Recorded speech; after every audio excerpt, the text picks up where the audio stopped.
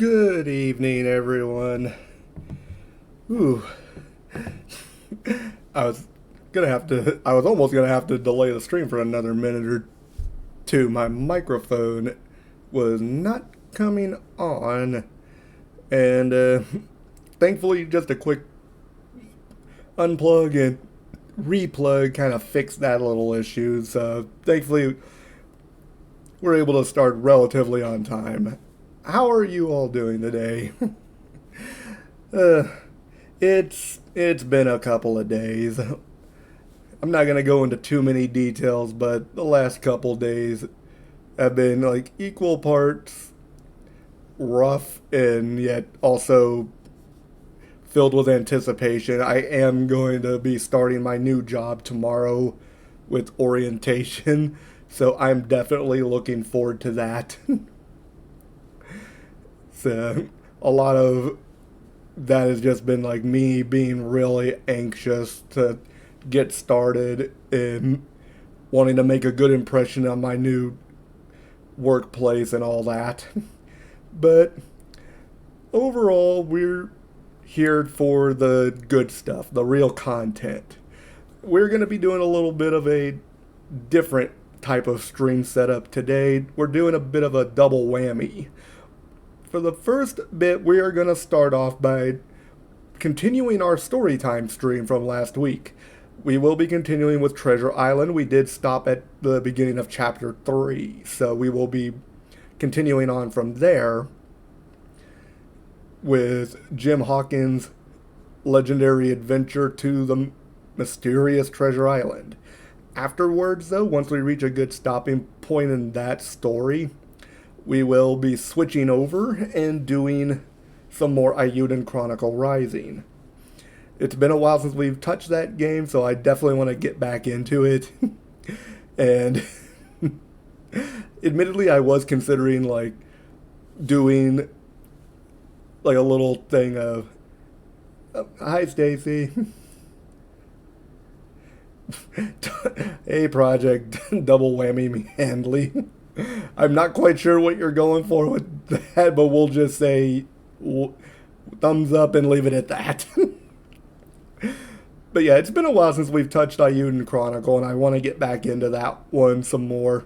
I was like considering doing like a starting point in like Minecraft, but I'm still kind of learning the controls on that, and I would rather you not literally sit there and watch me fumble around for like over an hour trying to figure out what button does which in Minecraft. So I'm going to try to get some more practice in and make sure that I don't make an absolute embarrassment of myself before I actually start doing any Minecraft streams. Before we get started, I did want to mention that I did a poll last week on Twitter. Ran it for about 7 days, and today was actually the last day for it because I was going to do a 200 Twitter followers special stream, and I kind of put some ideas out there for people to vote on, and amazingly enough, there was a tie. There was an equal number of votes for both a Try Not to Laugh challenge and doing a retro game from like the NES, Super NES era. And essentially, to settle the difference, I ended up employing the method that I usually use for such issues. I used a coin flip. And just as I actually used the same method to decide whether I wanted to do Ratchet and Clank or Jak and Daxter back near the beginning of the channel when I actually like started up the project. And well, I assigned each like winning poll option a spot. So it's like heads for the laugh challenge and then tails for the retro game. Coin equals D2. You're not wrong. I mean, you're not wrong. But basically, I did the coin flip, and next week for my 200 Twitter follower special, I will be doing a try not to laugh challenge. And admittedly, I already fully expect myself to fail in the first 10 minutes. Because, in case you haven't realized by watching my streams, I laugh at just about anything that is remotely funny. I am going to have to bite my tongue, probably almost painfully so, in order to actually try to make it through one of the videos without busting out into hyena like cackles. So that will definitely be an interesting stream. I'm still trying to decide which day I want to do it on, but that is basically going to be our 200 follower special next week. So I'm going to be working this week in between my work and my other streams to kind of get the schedule kind of figured out for next week. Because again, we are starting 2 new projects this week, one of which will be tomorrow. And tonight I'm going to try to get my Switch set up fine-tuned to make sure that my audio comes through on the actual capture card, because I've gotten the video to come through with no problem. I just need to make sure that the audio works, and that is going to be the trick, because I want to make sure that not only who is starting me? You make it sound like you're a lawnmower. It's like, you just grab this little handle with the string attached, and then you just go yoink. But yes, we are going to be starting up 2 new games tomorrow. With any luck, if I can get my Switch settings properly, if you pull hard enough, I am not going to comment on that. I refuse. I plead the fifth.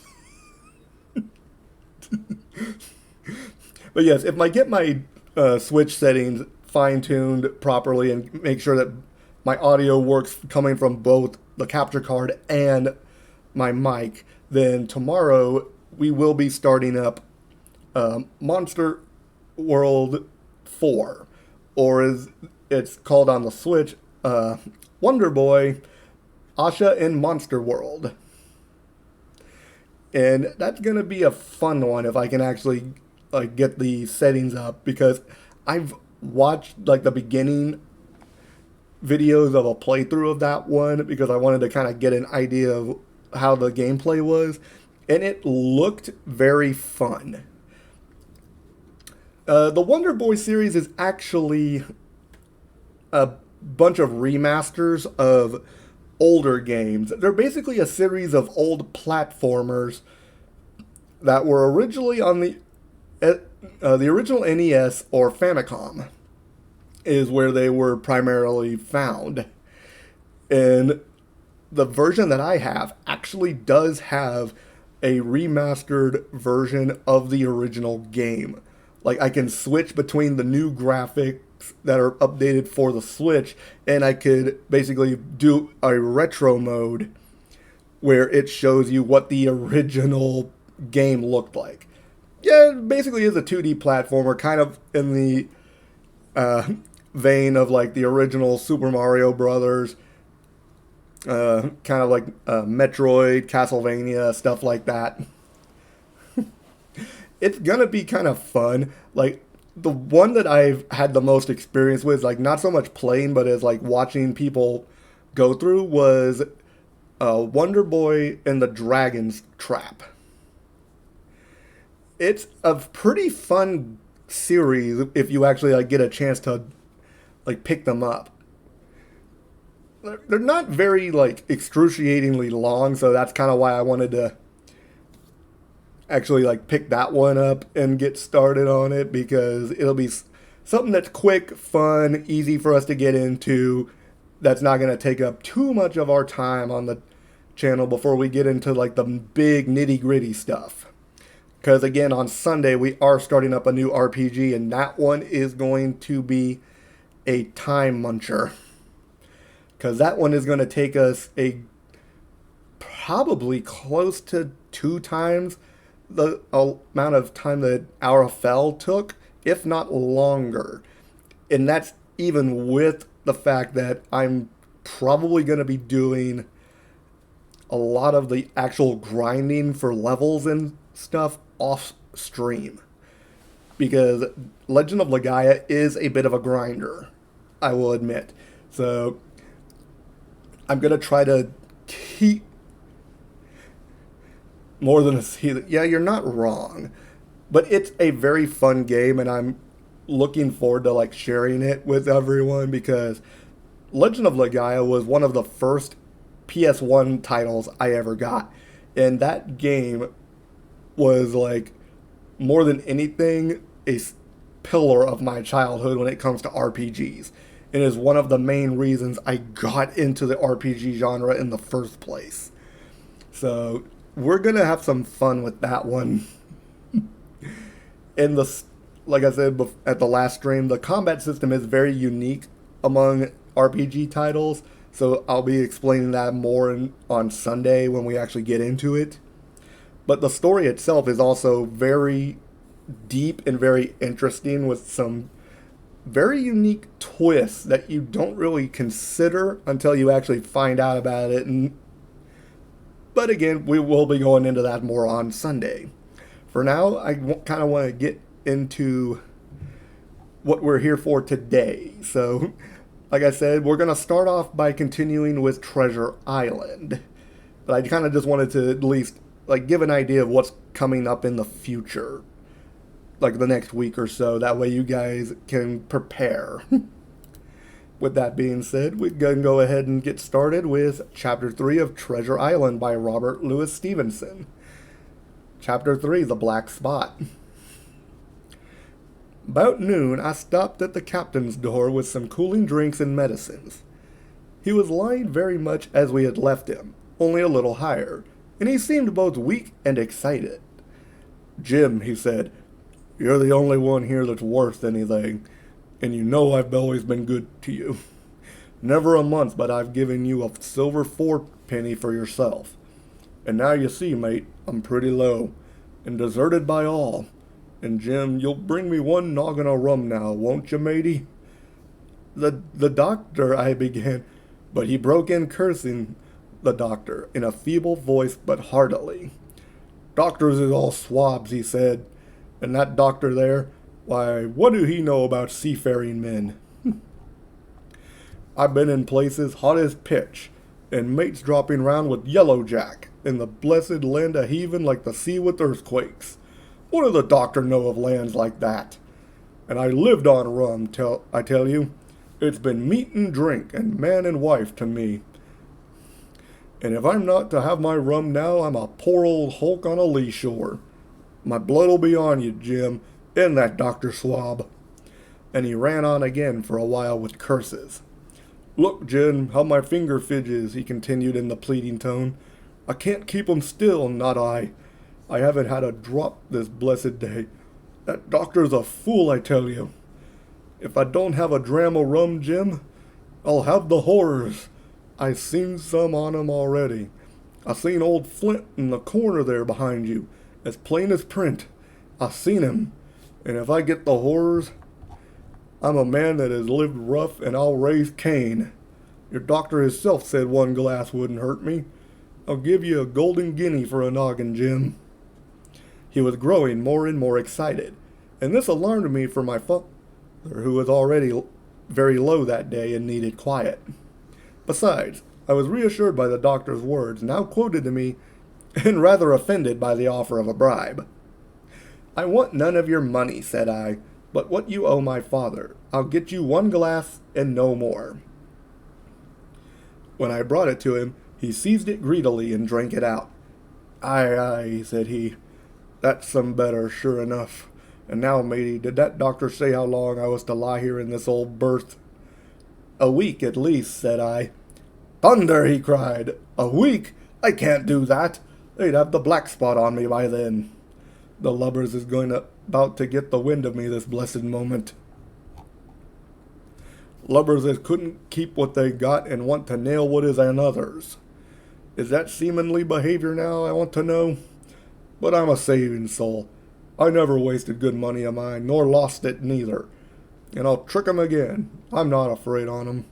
I'll shake out another reef, matey, and daddle 'em again.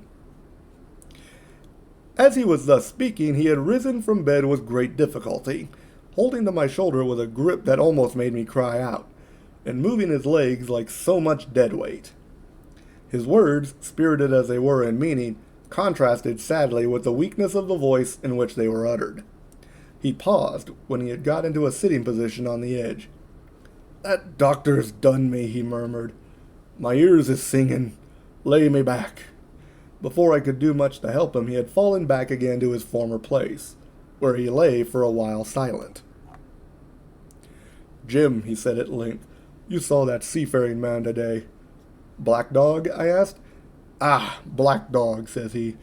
"He's a bad 'un, but there's worse that put him on. Now, if I can't get away nohow, and they tip me the black spot, mind you, it's my old sea chest they're after. You get on a horse. You can, can't you?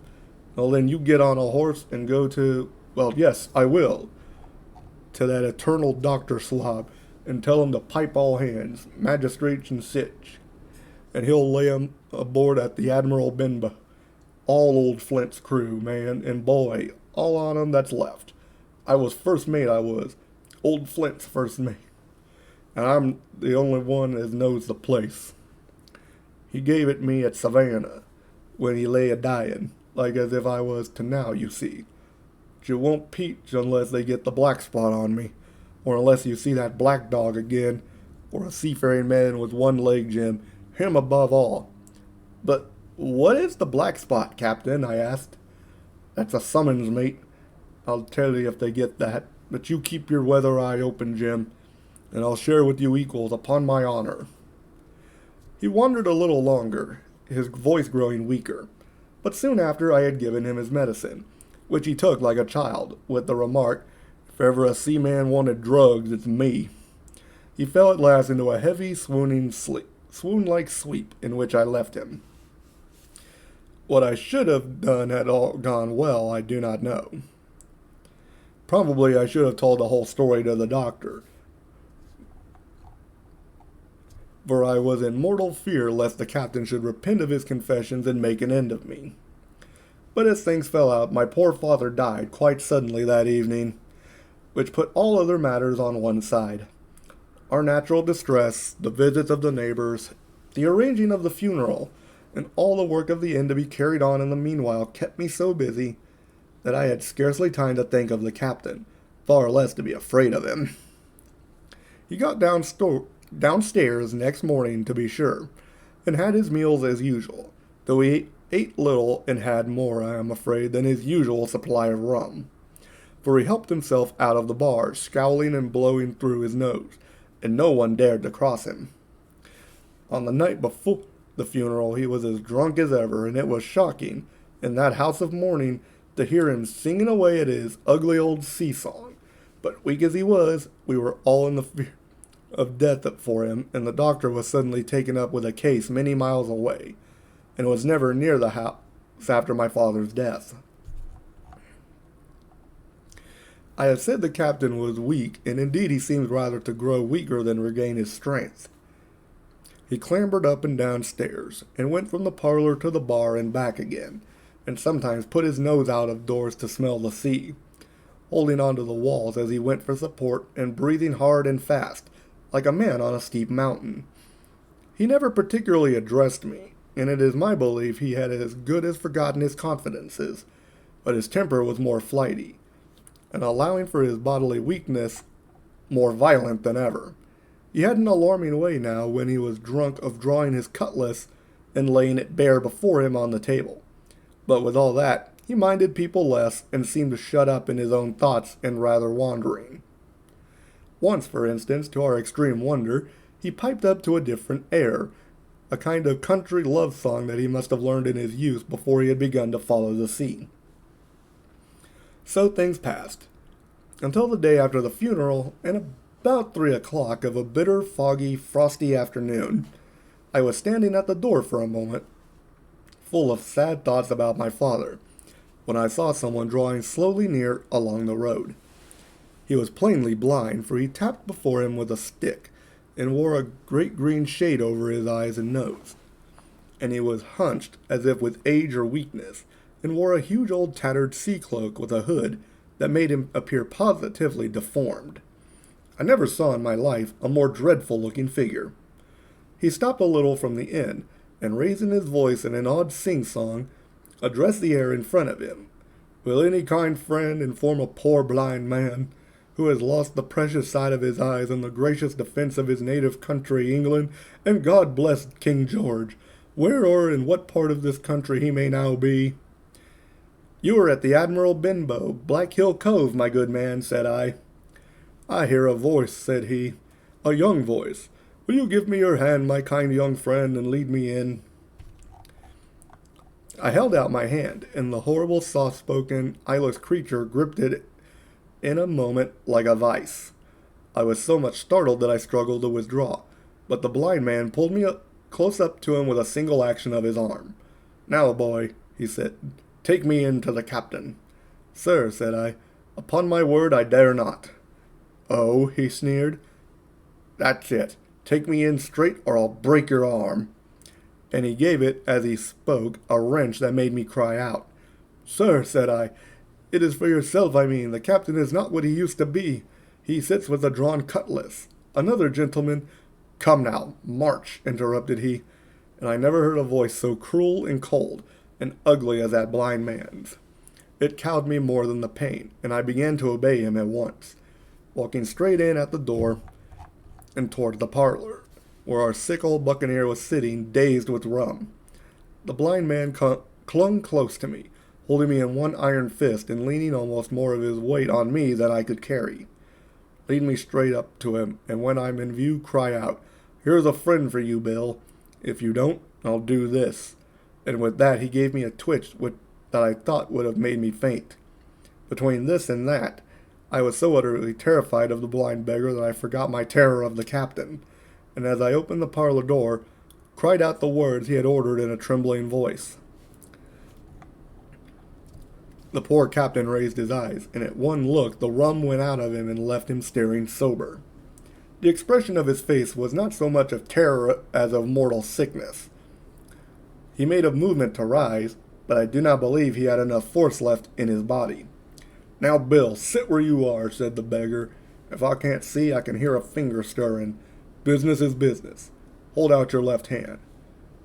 Boy, take his left hand by the wrist and bring it near to my right. We both obeyed him to the letter, and I saw him pass something from the hollow of the hand that held his stick into the palm of the captain's, which closed upon it instantly.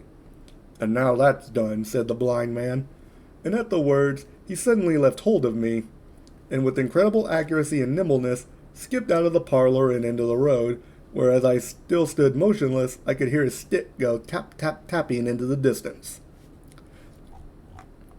It was some time before either I or the captain seemed to gather our senses, but at length, in about the same moment, I released his wrist, which I was still holding, and he drew in his hand and looked sharply into the palm. 10 o'clock, he cried. 6 hours. We'll do 'em yet. And he sprang to his feet. Even as he did so, he reeled, put his hand to his throat, stood swaying for a moment, and then, with a peculiar sound, fell from his whole height, face foremost, to the floor. I ran to him at once, calling to my mother, but haste was all in vain.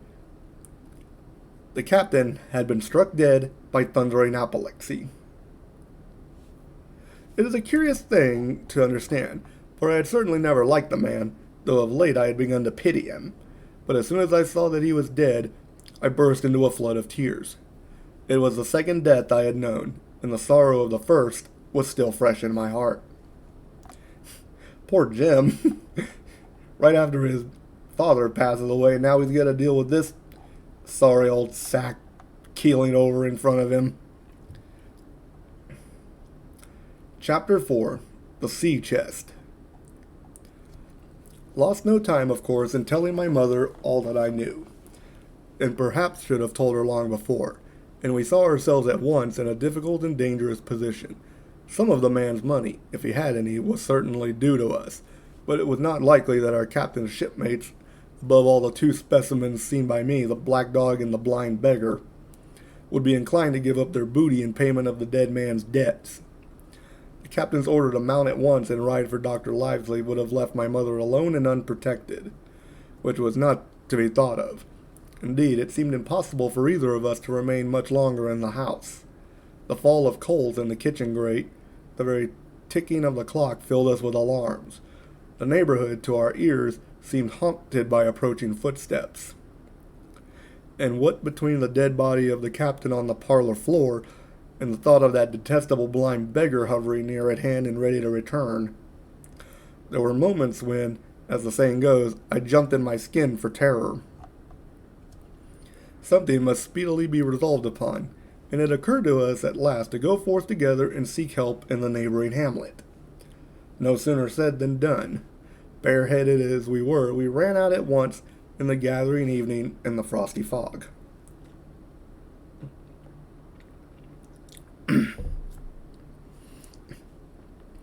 The hamlet lay not many hundred yards away, though out of view on the other side of the next cove.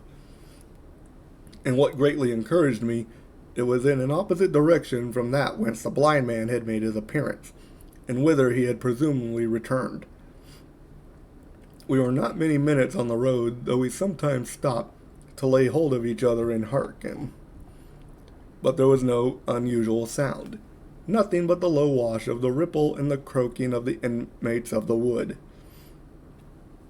It was already candlelight when we reached the hamlet, and I shall never forget how much I was cheered to see the yellow shine in doors and windows. But that, as it proved, was the best of the help we were likely to get in that quarter. For you would have thought men would have been ashamed of themselves. No soul would consent to return with us to the Admiral Benbow. The more we told of our troubles, the more, man, woman, and child, they clung to the shelter of their houses. The name of Captain Flint, though it was strange to me, was well enough known to some there and carried a great weight of terror. Some of the men who had been to field work on the far side of the Admiral Benbow remembered, besides, to have seen several strangers on the road, and taking them to be smugglers to have bolted away, and one at least had seen a little lugger in what we called Kit's Hole. For that matter, anyone who was a comrade of the captain's was enough to frighten them to death. And the short and the long of the matter was that while we could get several who were willing enough to ride to Dr. Livesey's, which lay in another direction, not one would help us to defend the inn. They say cowardice is infectious, but then argument is, on the other hand, a great emboldener. And so when each had said his say, my mother made them a speech. She would not, she declared, lose money that belonged to her fatherless boy. If none of the rest of you dare, she said, Jim and I dare. Back we will go the way we came, and small thanks to you big, hulking, chicken-hearted men. We will have that chest open if we die for it. And I'll thank you for that bag, Mrs. Crossley, to bring back our lawful money in. Of course I said I would go with my mother, and of course they all cried out at our foolishness. But even then, not a man would go along with us. Wow, what a bunch of bleeding cowards. Guys were all raised in a hen house. All they would do was to give me a loaded pistol lest we were attacked, and to promise to have horses ready saddled in case we were pursued on our return, while one lad was to ride forward to the doctors in search of armed assistance. My heart was beating finally when we two set forth in the cold night upon this dangerous venture. A full moon was beginning to rise, and peered redly through the upper edges of the fog, and this increased our haste. For it was plain before we came forth again that all would be as bright as day, and our departure exposed to the eyes of any watchers. We slipped along the hedges, noiseless and swift, nor did we see or hear anything to increase our terrors, till, to our relief, the door of the Admiral Benbow had closed behind us. I slipped the bolt at once, and we stood and panted for a moment in the dark, alone in the house with the dead captain's body. Then my mother got a candle in the bar, and holding each other's hands we advanced into the parlor. He lay as we had left him, on his back, with his eyes open and one arm stretched out. "Draw down the blind, Jim," whispered my mother. "They might come and watch outside. And now," said she when I had done so, "we have to get the key off that. And who's to touch it, I should like to know." And she gave a kind of sob as she said the words. I went down on my knees at once. On the floor, close to his hand, there was a little round of paper, blackened on one side. I could not doubt that this was the black spot, and taking it up, I found written on the other side, in a very good, clear hand, this short message: "You have till 10 tonight." "He had till 10, Mother," said I, and just as I said it, our old clock began striking. A sudden noise startled us shockingly, but the news was good, for it was only 6. "Now, Jim," she said, "that key." I felt in his pockets, one after another. A few small coins, a thimble, and some thread, and big needles. A piece of pigtail tobacco bitten away at the end. His gully with the crooked handle. A pocket compass, and a tinderbox were all that they contained, and I began to despair. "Perhaps it's around his neck," suggested my mother. Overcoming a strong repugnance, I tore open his shirt at the neck, and there, sure enough, hanging to a bit of terry string, which I cut with its own gully, we found the key. At this triumph we were filled with hope and hurried upstairs without delay to the little room where he had slept so long and where his box has stood since the day of his arrival. It was like any other seaman's chest on the outside, the initial B burned on the top of it with a hot iron, and the corners somewhat smashed and broken as by long rough usage. "Give me the key," said my mother, and though the lock was very stiff, she had turned it and thrown back the lid in a twinkling. A strong smell of tobacco and tar rose from the interior, but nothing was to be seen on the top except a suit of very good clothes, carefully brushed and folded. They had never been worn, my mother said. Under that, the miscellany began: a quadrant, a tin cannikin, several sticks of tobacco, 2 brace of very handsome pistols, a piece of bar silver, an old Spanish watch, and some other trinkets of little value and mostly of foreign make, a pair of compasses mounted with brass, and 5 or 6 curious West Indian shells. I have often wondered since why he should have carried about these shells with him in his wandering, guilty, and hunted life. In the meantime, we had found nothing of any value but the silver and the trinkets, and neither of these were in our way. Underneath there was an old boat cloak, whitened with sea salt on many a harbor bar. My mother pulled it up with impatience, and there lay before us the last things in the chest: a bundle tied up in oilcloth and looking like papers, and a canvas bag that gave forth, at a touch, the jingle of gold. "I'll show these rogues that I'm an honest woman," said my mother. "I'll have my dues and not a farthing over. Hold Mr. Crossley's bag." And she began to count over the amount of the captain's score from the sailor's bag into the one I was holding.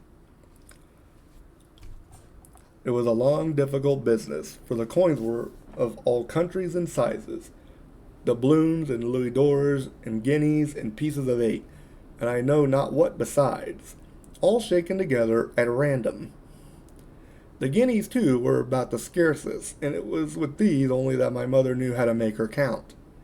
When we were about halfway through, I suddenly put my hand upon her arm, for I had heard in the silent frosty air a sound that brought my heart into my mouth, a tappering of a blind man's stick upon the frozen road. It drew nearer and nearer, while we sat holding our breath.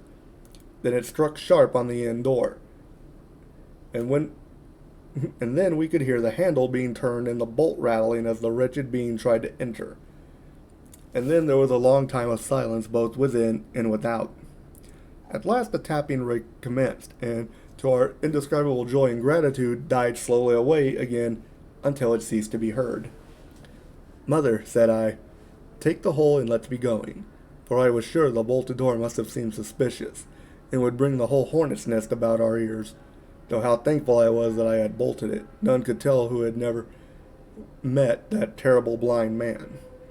But my mother, frightened as she was, would not consent to take a fraction more than was due to her, and was obstinately unwilling to be content with less. It was not yet 7, she said, by a long way. She knew her rights and she would have them. And she was still arguing with me when a little low whistle sounded a good way off upon the hill. That was enough, and more than enough, for both of us. I'll take what I have, she said, jumping to her feet. And I'll take this to square the count, said I, picking up the oilskin packet. Next moment, we were both groping downstairs, leaving the candle by the empty chest. And the next we had opened the door and were in full retreat. We had not started a moment too soon. The fog was rapidly dispersing. Already the moon shone quite clear on the high ground on either side, and it was only in the exact bottom of the dell and round the tavern door that a thin veil still hung unbroken to conceal the first steps of our escape. Far less than halfway to the hamlet, very little beyond the bottom of the hill, we must come forth into the moonlight. Nor was this all, for the sound of several footsteps running came already to our ears, and as we looked back in their direction, a light tossing to and fro and still rapidly advancing showed that one of the newcomers carried a lantern. "My dear," said my mother suddenly, "take the money and run on. I'm going to faint." This was certainly the end for both of us, I thought. How I cursed the cowardice of the neighbors. How I blamed my poor mother for her honesty and her greed, for her past foolhardiness and present weakness. We were just at the little bridge by good fortune, and I helped her, tottering as she was, to the edge of the bank, where, sure enough, she gave a sigh and fell on my shoulder. I do not know how I found the strength to do it at all, and I am afraid it was roughly done. But I managed to drag her down the bank and a little way under the arch. Farther I could not move her, for the bridge was too low to let me do more than crawl below it. So there we had to stay, my mother almost entirely exposed, and both of us within earshot of the inn. Looks like they're in a little bit of a pickle right now, unfortunately.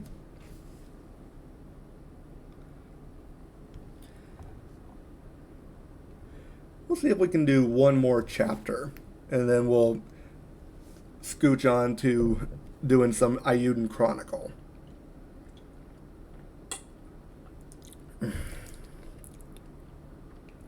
Chapter 5, The Last of the Blind Man. Why curiosity, in a sense, was stronger than my fear, for I could not remain where I was, but crept back to the bank again, whence, sheltering my head behind a bush of broom, I might command the road before our door. I was scarcely in position ere my enemies began to arrive, 7 or 8 of them, running hard, their feet beating out of time along the road, and the man with the lantern some paces in front. 3 men ran together, hand in hand, and I made out, even through the mist, that the middleman of this trio was the blind beggar. The next moment his voice showed me that I was right. "Down with the door!" he cried. "Aye, aye, sir," answered 2 or 3, and a rush was made upon the Admiral Benbow, the lantern-bearer following. And then I could see them pause, and hear speeches passed in a lower key, as if they were surprised to find the door open. But the pause was brief, for the blind man again issued his commands. His voice sounded louder and higher, as if he were afire with eagerness and rage. In, he shouted, and cursed them for their delay. 4 or 5 of them obeyed at once, 2 remaining on the road with the formidable beggar. There was a pause, then a cry of surprise, and then a voice shouting from the house, "Bill's dead!" But the blind man swore at them again for their delay. "Search him, some of you shirking lubbers, and the rest of you aloft, and get the chest," he cried. I could hear their feet rattling up our old stairs, so that the house must have shook with it. Promptly afterwards, fresh sounds of astonishment arose. The window of the captain's room was thrown open with a slam, and a jingle of broken glass, and a man leaned out into the moonlight, head and shoulders, and addressed the blind beggar on the road below him. "Pew!" he cried. "They've been before us. Someone's turned the chest out alow and aloft." "Is it there?" roared Pew. "The money's there." The blind man cursed the money. "Flint's fist, I mean," he cried. "We don't see it here nohow," returned the man. "Here, you below there. Is it on Bill?" cried the blind man again. At that, another fellow, probably him who had remained below to search the captain's body, came to the door of the inn. "Bill's been overhauled already," said he. "Nothing left." It's these people of the inn. It's that boy. I wish I'd put his eyes out, cried the blind man, Pew. There were no time ago. They had the door bolted when I tried it. Scatter, lads, and find them. Sure enough, they left their glim here, said the fellow from the window.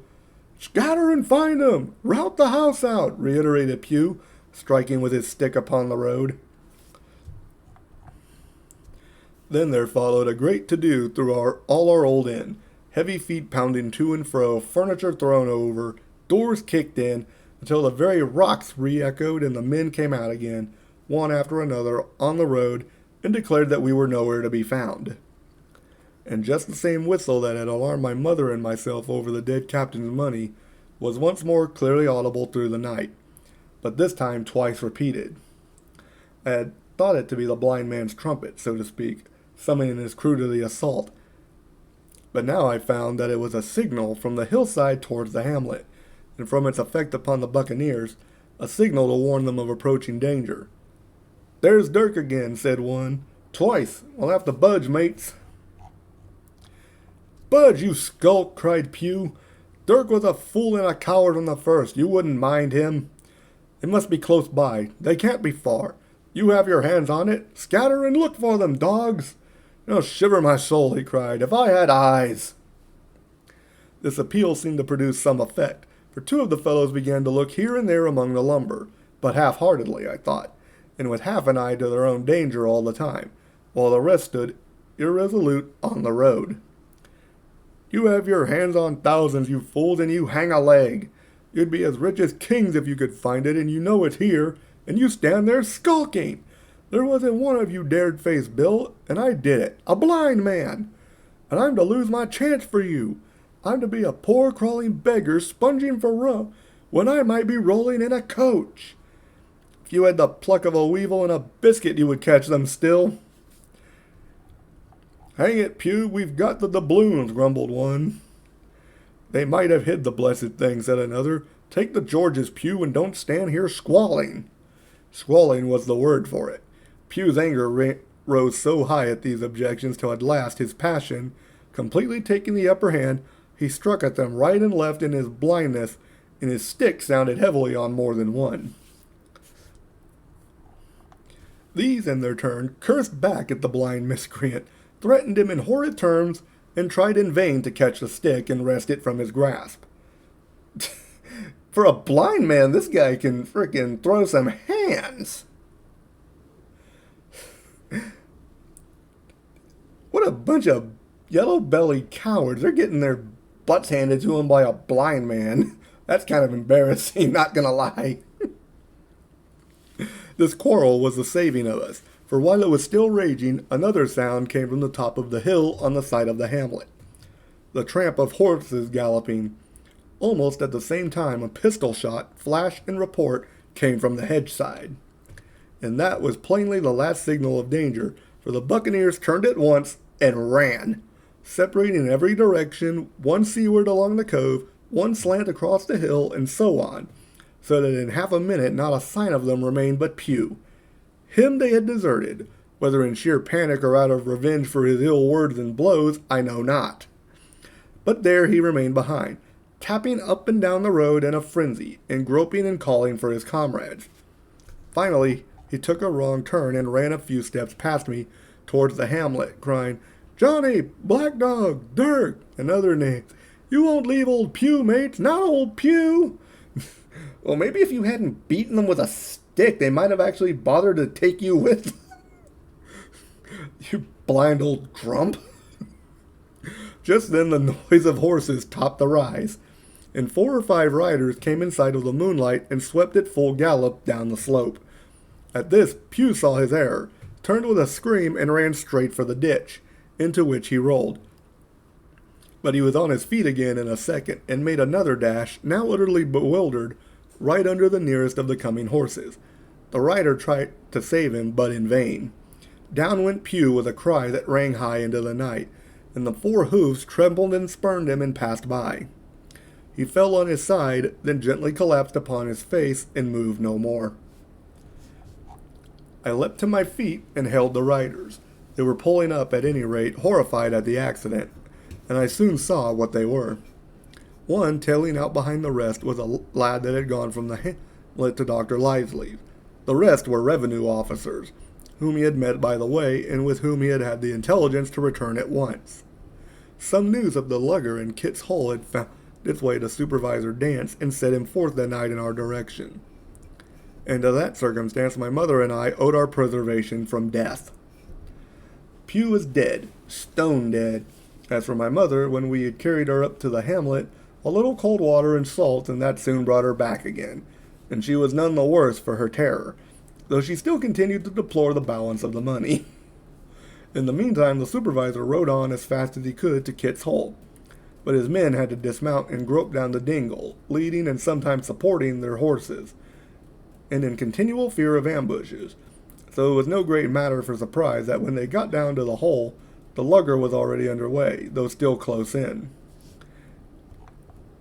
He hailed her. A voice replied, telling him to keep out of the moonlight or he would get some lead in him, and at the same time a bullet whistled close by his arm.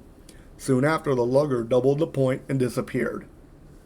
Mr. Dance stood there, as he said, like a fish out of water, and all he could do was to dispatch a man to B to warn the cutter. And that, said he, is just about as good as nothing. They've got off clean, and there's an end. Only, he added, I'm glad I trod on Master Pew's corns, for that by this time he had heard my story. I went back with him to the Admiral Benbow, and you cannot imagine a house in such a state of smash.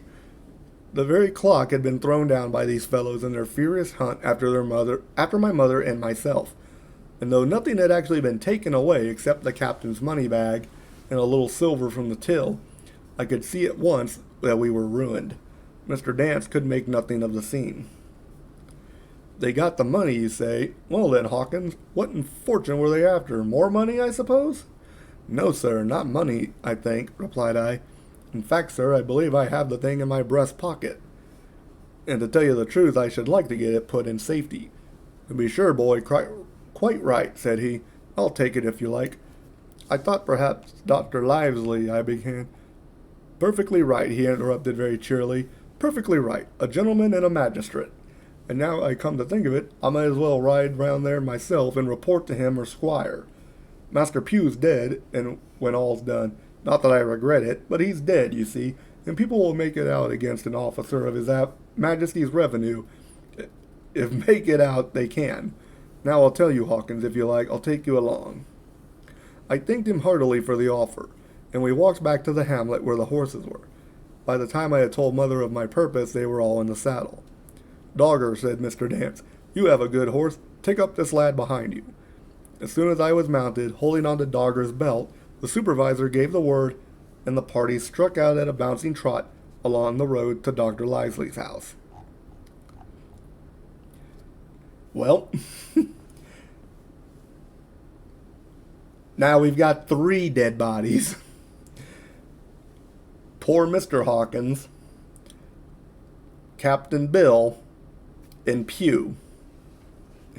Although admittedly I kinda don't feel too bad about Pew getting trampled by a horse.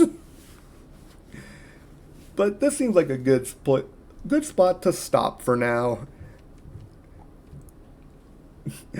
Like, the more I read this story, like, the more I'm being reminded of just how much I enjoyed it as a kid. And I'm looking forward to, like, getting through the rest of it with all of you as we make our way through these little story time streams. So for now, I'm going to go ahead and switch over, and we will get started with some more Eiyuden Chronicle. There we go.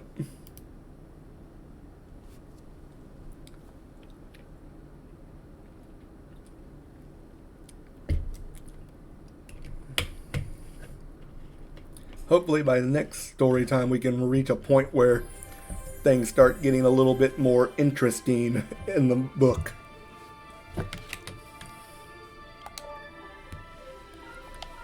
But for now, we'll go ahead and take back up with Eiyuden Chronicle Rising.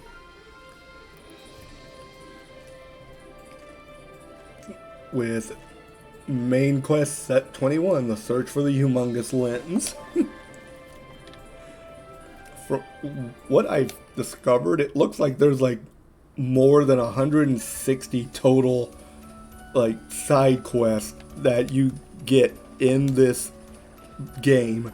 So there's a lot of side stuff to do.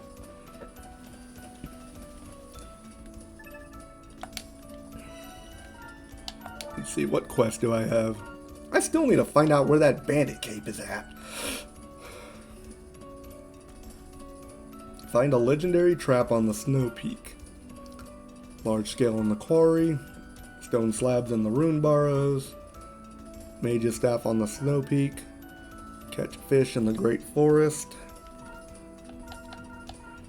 I might just go drop off at Snow Peak real quick and see what I can get up there real swiftly. Let's see. Defense bomb, power bomb.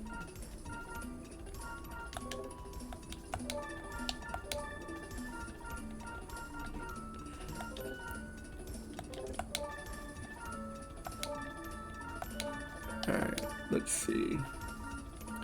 Okay, I got my bombs, I got my...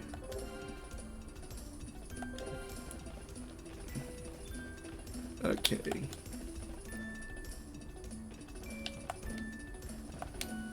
I've actually missed this game. Like, not just like the fun story, but also just like trying to get around this little town and just figure out what all needs to be done. So I just kind of need to take a little time, get used to the controls again. So let's go back to the Min here and see if we can't take us a cruise back to the Snow Peak.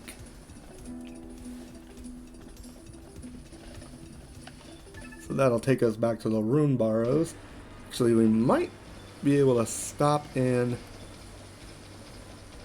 and see if we can find that missing item.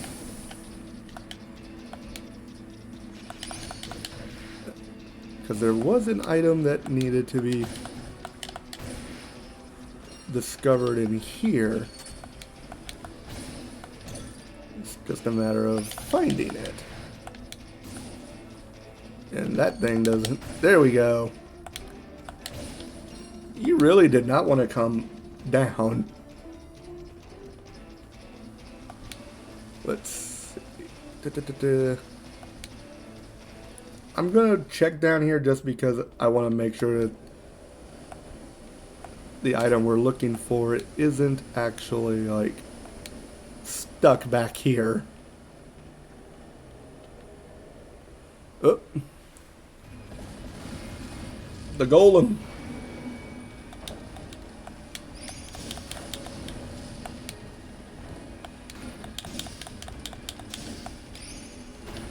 Yeah, get away from me.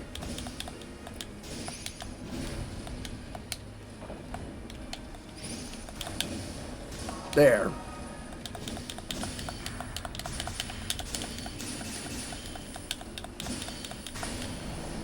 Got it. Okay, that wasn't too difficult.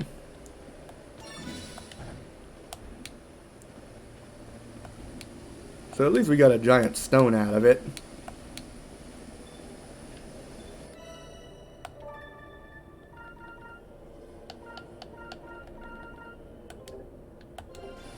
Ah, so I'm not in the rune barrows at that point.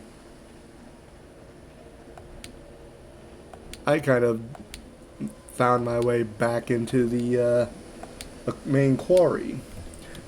Thank you for the hydrate, Stacy. I do need to...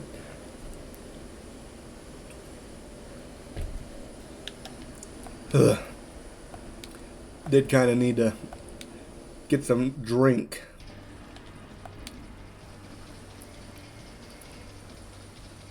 I kind of like the music for this area. You got that fast-paced beat that I like.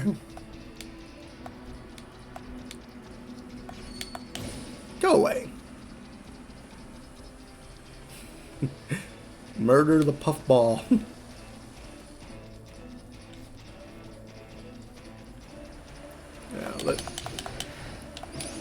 Now, get away from me.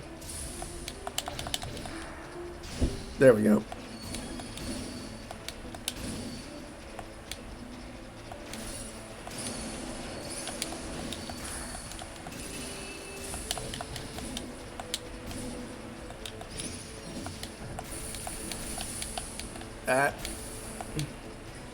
That was not my most intelligent decision. Come on. There we go.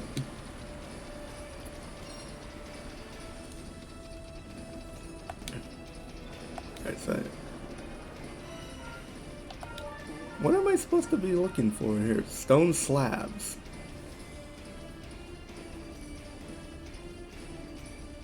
So I'm looking for stone slabs over here.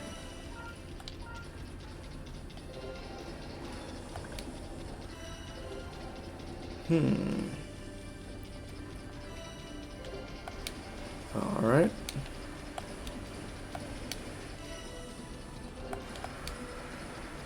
Which means there should be a pathway somewhere that I'm not thinking of. Signpost.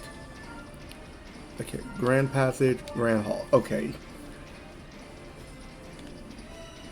There we go.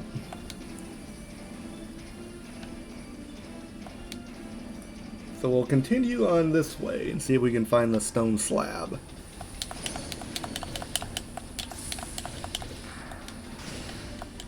There we go. Away with thee.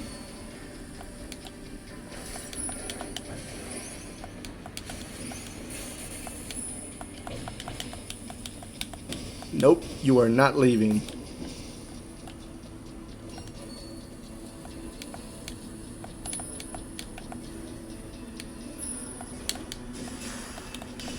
Oh, this might be the one.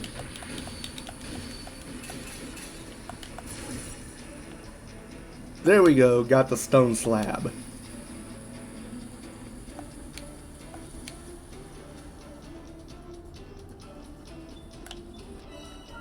So fast travel. We'll go up here. So we're looking for two things in the snow peak. The legendary trap. And the mage's staff. Alright, so we've got a decent amount of time.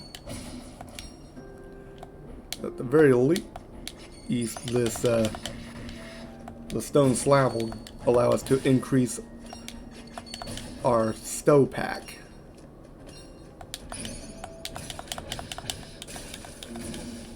Quit that. Leave me alone.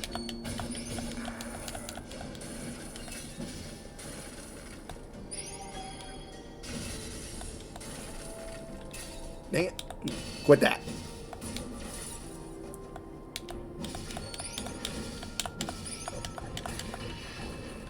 Yeah. There we go.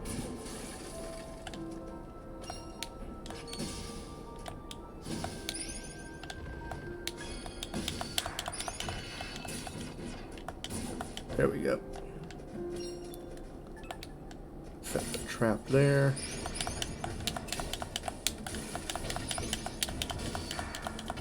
Got it. There we go. Get away from me.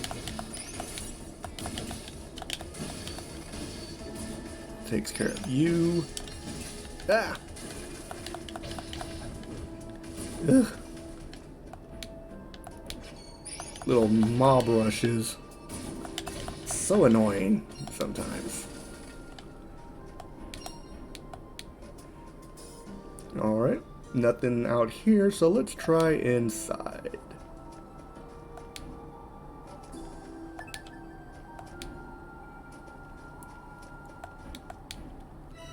Let's see.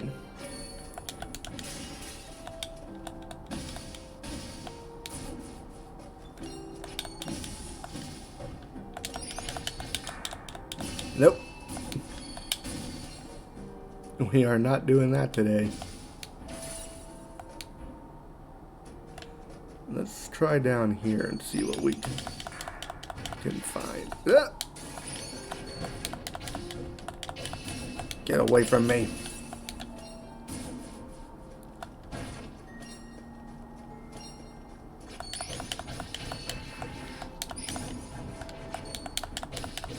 Okay. That takes care of that. Oh, I can break that apart.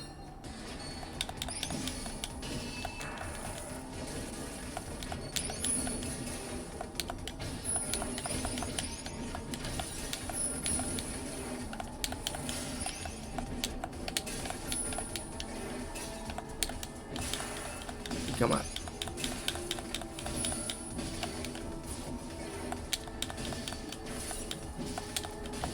There we go. Got him. You guys are annoying.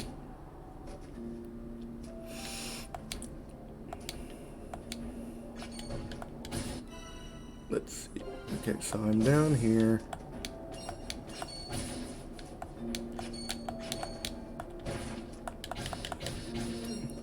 Nothing there.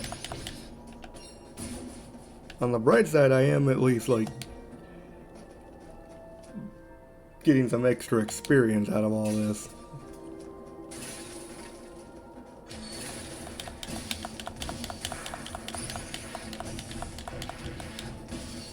There we go. And I ran into a ice shard that fell on my head. Probably not my most brilliant job.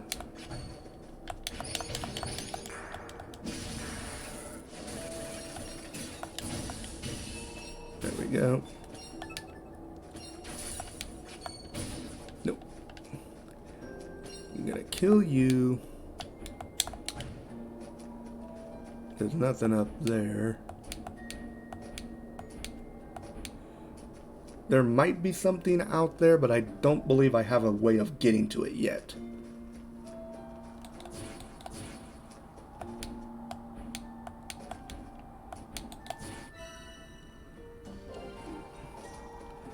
Yes, I've already done that.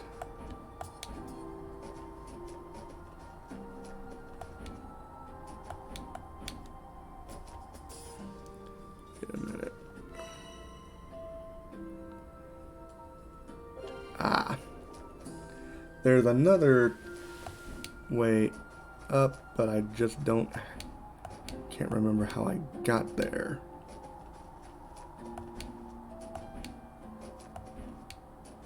Oh, that's right, it was up here.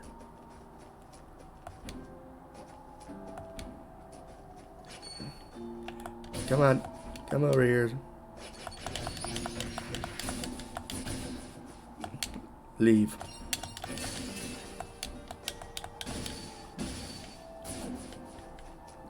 Stupid wizard. Getting in my way.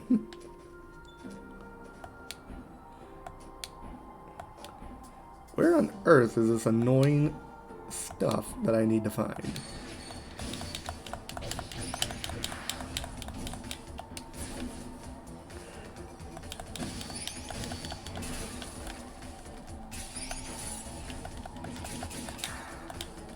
Got him.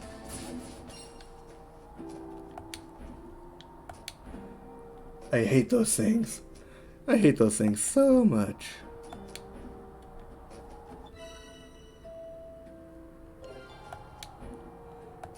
Nope. That wasn't what I was looking for.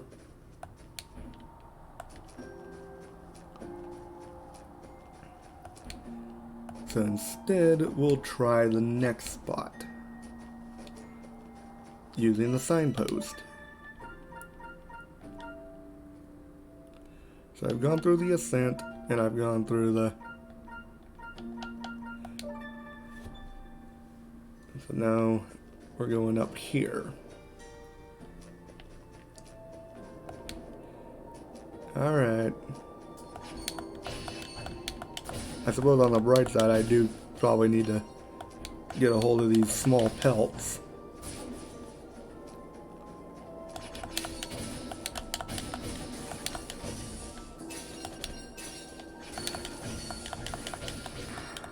There we go.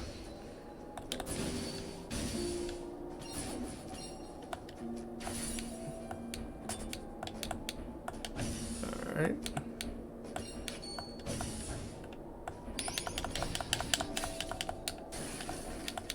Leave me alone.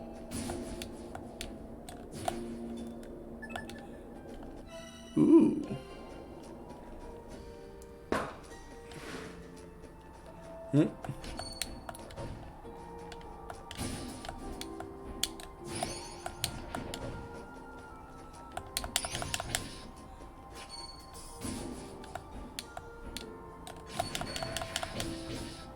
Aha.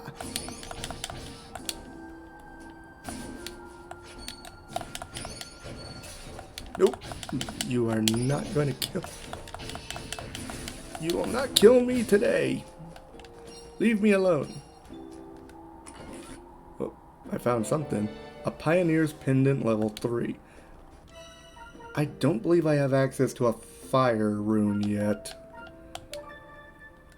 Earth, lightning, and ice. I do not.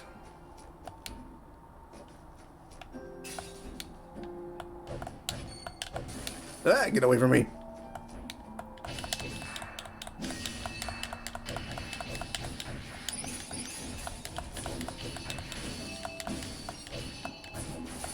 Oh.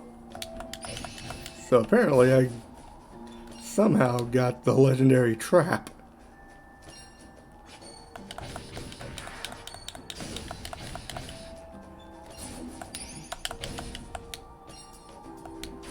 That was rude, and that hurt.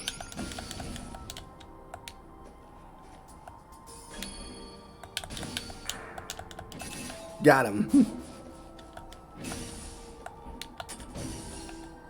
Oh, and I got some silver ore while I'm at it. Let's see. Okay. Got what I needed from there. Yeah, admittedly, I'm not going to use Isha as much until I can get her armor and weapons up to a level more comparable to what CJ and Guru currently have.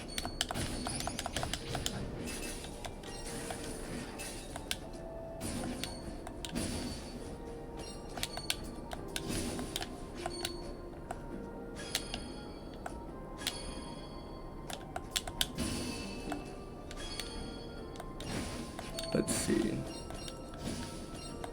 Come on.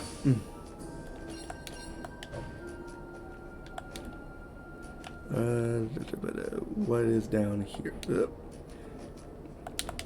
I don't know what you guys are doing, but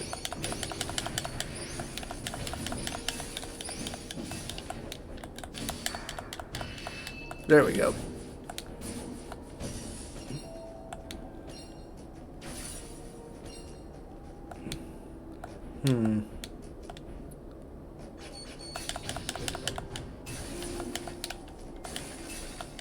Dang it.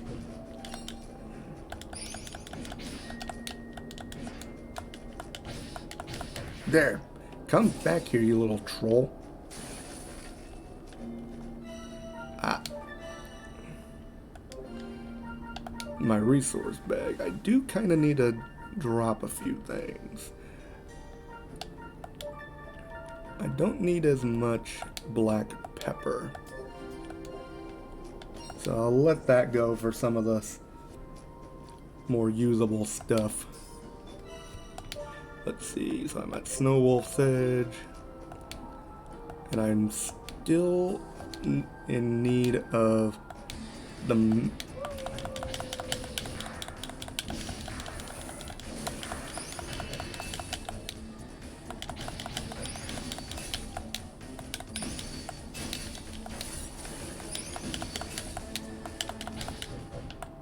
There we go. Well, at least we got rid of that. some silver ore, more lapis lazuli. Oh. And there is nothing else there. So let's go take a look at the summit. Because there's that and Blizzard Point Edge. And those are the only two areas I haven't checked for that mage's staff. Thank you for the toot-to-do, Stacy. Let's see.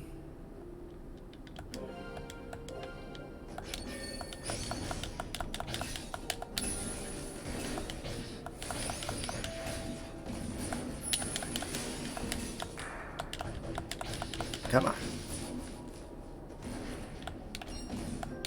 Why did I jump into that?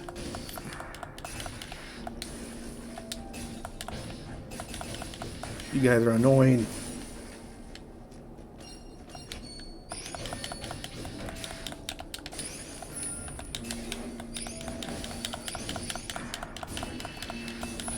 Come on.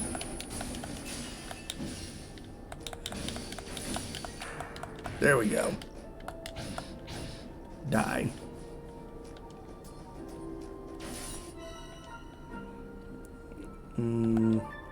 What else can I drop?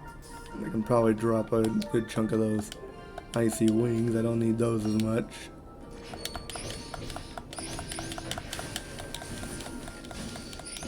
Come on. Die. There we go. God dang it.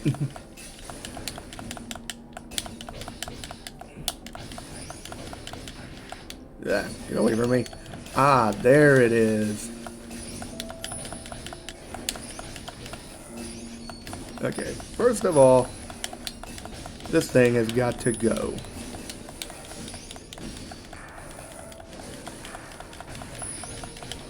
There.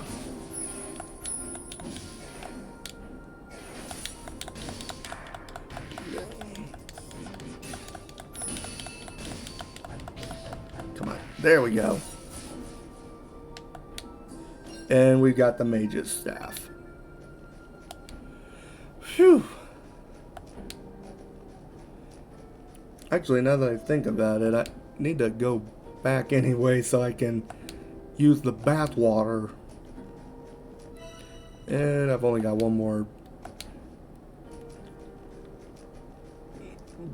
more screen to go back.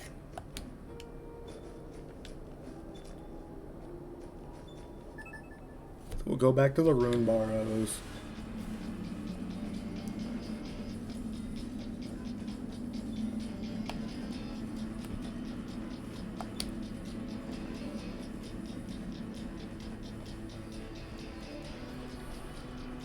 Let's see.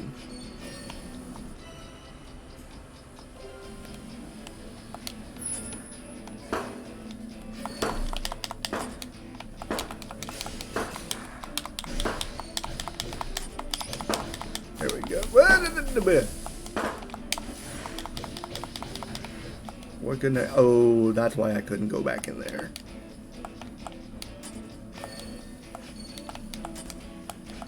All right.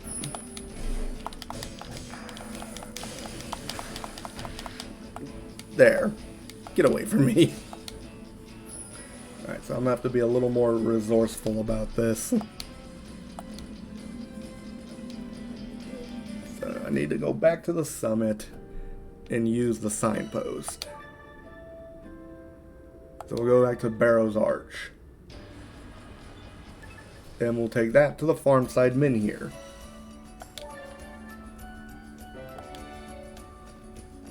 So now I can actually get rid of some of these side quests that are clogging up my quest listing.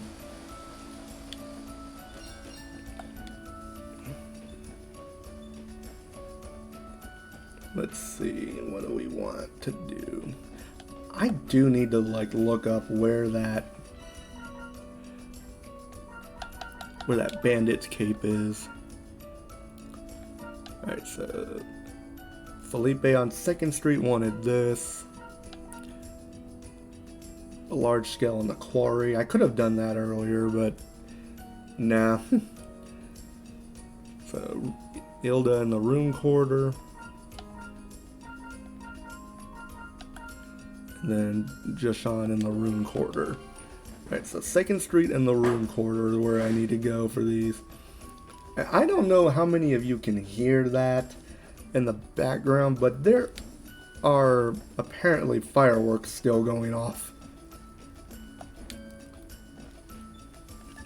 Okay, 2nd Street, here we go.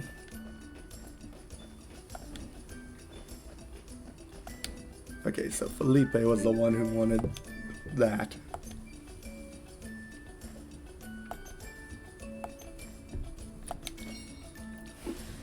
And we got our stamp.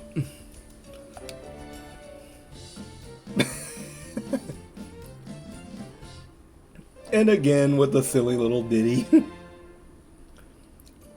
Construction of the tool shop is complete. I received exquisite meat. And I got a level up for my troubles. I will take it. Actually, is there anything that I can make use of in the pawn shop?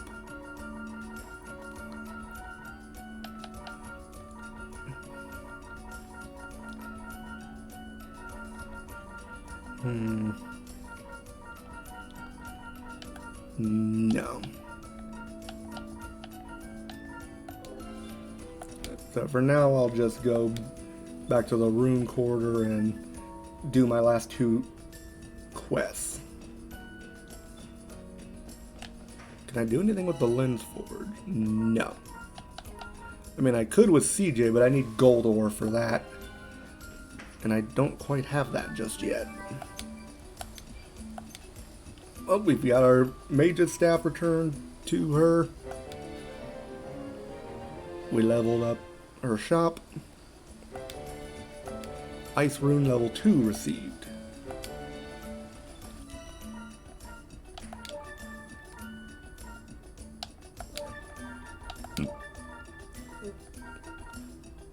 Yes.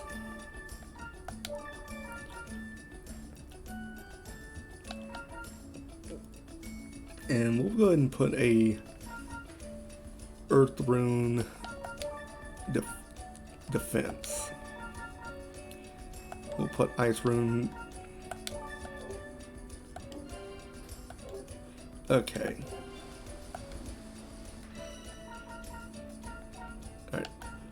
Ooh, so I can make a fire rune. I just don't have the crystals for it just yet.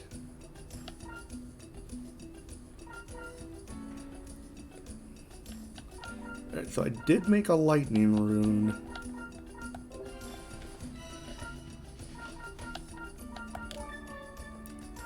But only level 1 is available. And I've got ice and earth level 2. Let's see. Only 3 more until we upgrade the town again. Got another level up for the store.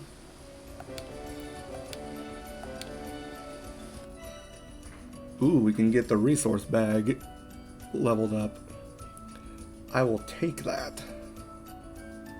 5,000 Bakwa. Jeez Louise, you are pricey. But I don't have a Stopack level 2 available. Actually, now that I think about it, let me run back to 2nd Street. I want to go back to Felipe and check the trap tool shop. I might be able to sell some stuff here at the pawn shop. And then make use of that. Let's see, frozen nectar. Make use of that. Yeti whiskers. A white pelt from a golem rubble. Giant branch, giant stone, giant hunk of ice.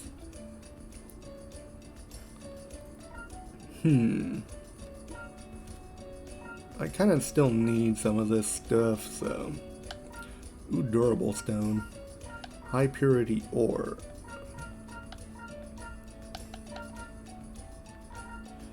I found plenty of shiver caps. Flagrantelle.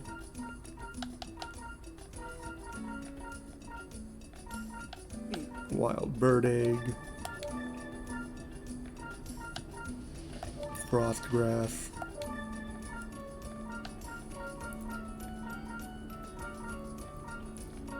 All that slime jelly.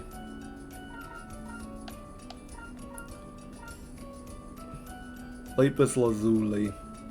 I feel like I could use that somewhere, but... Alright, so what do we need?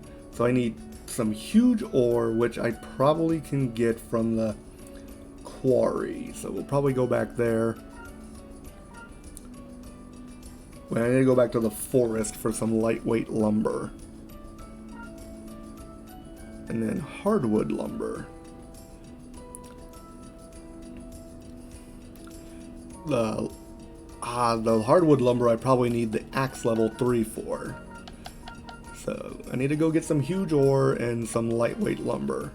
So let's go take care of that.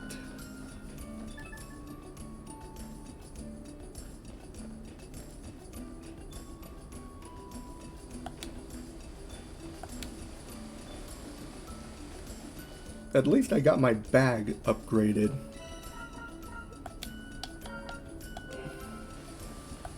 So that'll prove to be useful.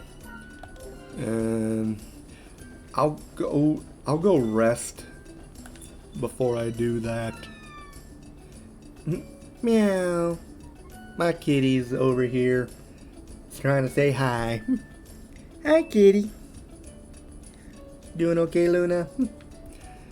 I has a kitty.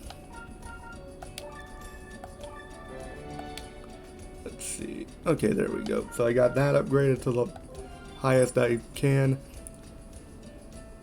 Ooh. So I can teleport in any direction now. That is going to prove to be very useful.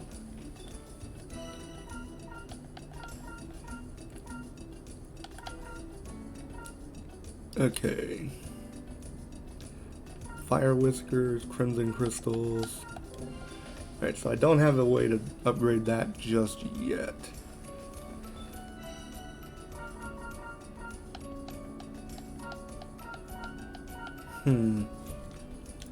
Let's see. I suppose on the bright side, let's go ahead and buff up the weapons really quick. Yeah, I'll go ahead and buff my armor. I would rather have good defense. Can I make anything at the... Ooh, make a katsu curry. And I have just enough stuff to make it. I might actually do this. So we'll craft it for Guru. And we'll make some ramen for CJ.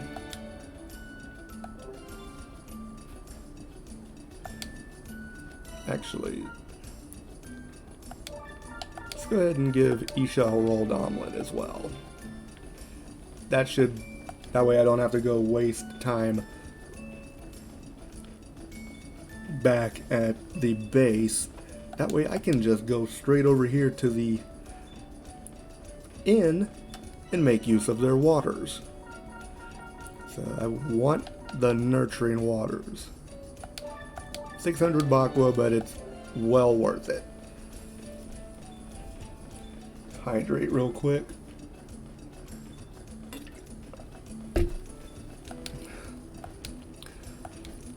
There is a lot of stuff to do in this game, and I like it. Like, I know there's a lot of backtracking and stuff, having to go back into these dungeons that I've already been to, like, multiple times. but at the same time, like, you get to explore more, and you're also getting a chance to, like, actually build your characters up at the same time.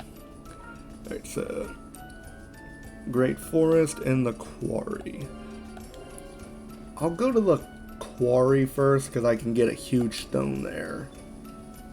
And it's closer. And then we'll go to the Great Forest next to get that fish and to actually get some lightweight lumber. Thankfully, most of these things die in one hit.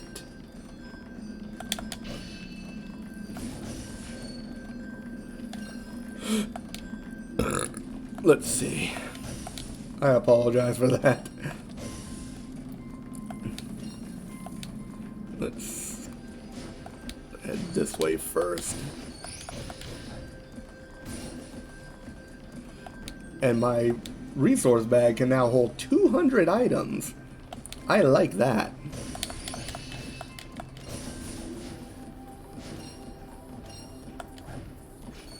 Now, if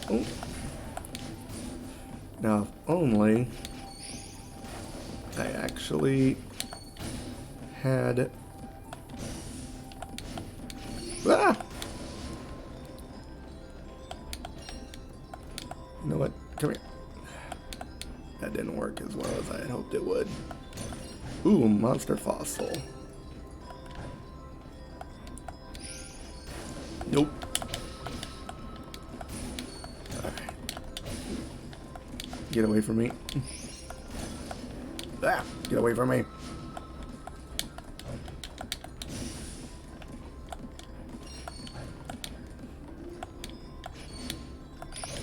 Nope. You are not shooting anything at me today.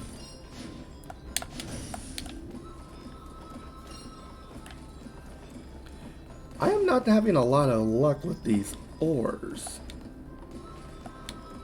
Unless I find the huge stone in the forest as well.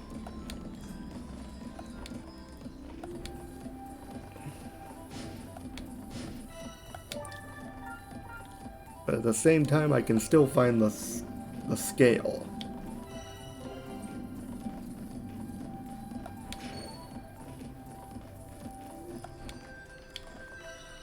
Let's see. Actually, can I go the other way? Because it looks like there's an area that I haven't explored yet. And I can't remember if it's because I didn't have the right rune, or if it was for some other reason. Ooh, I got a high purity ore out of that. Nope. You get away. So there is something that I can find over here. Aha! This is why I couldn't get there. Because I needed a lightning rune.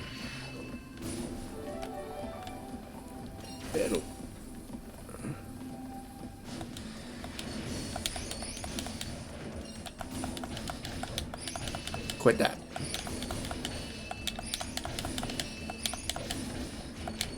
Ah, get away from me. Okay, you guys are annoying. Ah!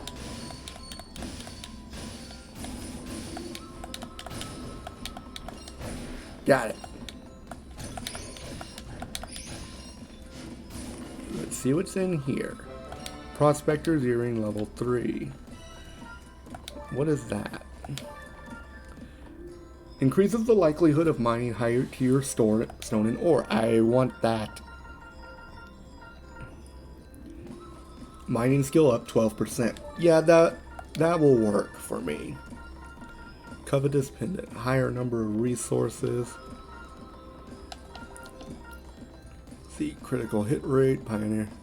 Increases the rate at which enemies drop resources. I might want that on her. Let's see. Hit points.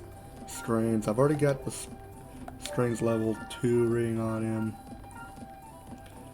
A ward ring. Increases resistance to magical attacks. I might actually want that. Yeah, I definitely want that on Guru. His magic defense is pitiful compared to the other two. Increases some HP. Let's go ahead and boost that for her.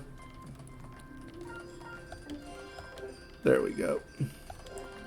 I think we got a good setup now for...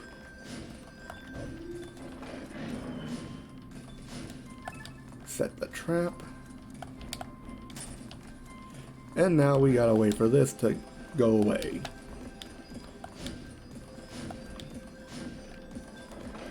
That takes care of that. Ooh, a healing potion. Got it. There we go.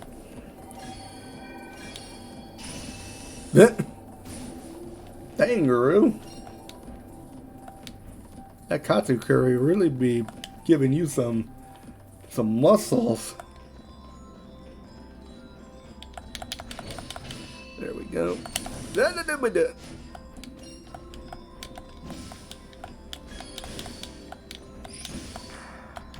Got it.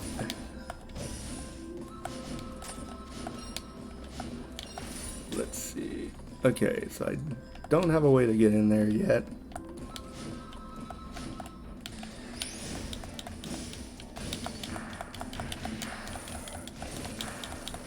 Come on.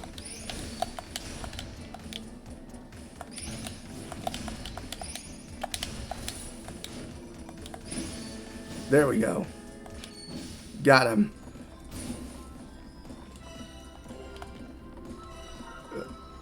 Stopack. Let's go ahead and use a healing potion on CJ. Give her a little bit of a boost.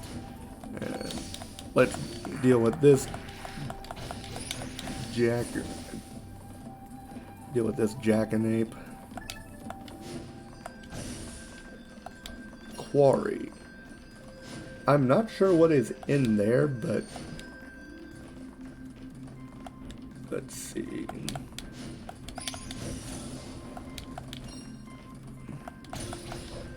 Okay. Ancient scrap. There we go.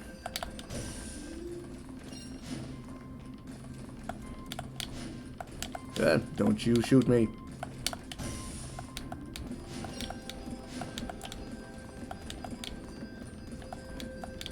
And what's back here?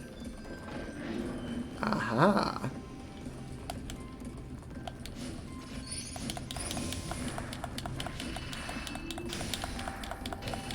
There we go.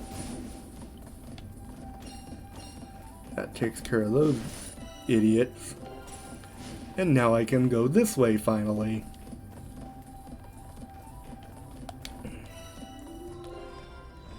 Now what's in here?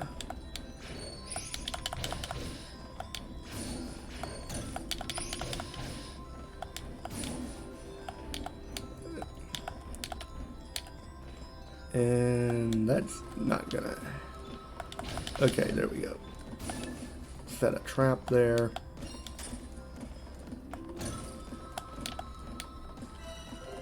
Wait.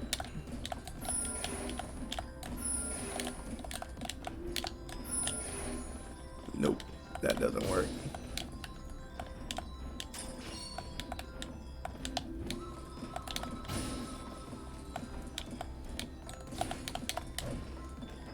Got it. So I can get that.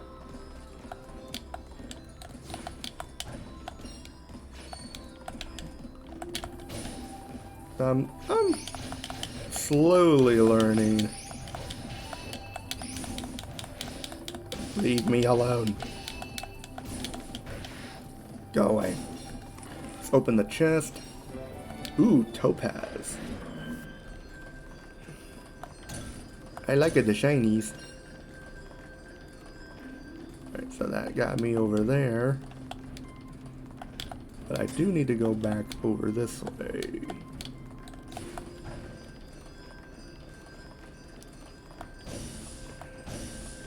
Ooh, gold ore. And a rune fragment.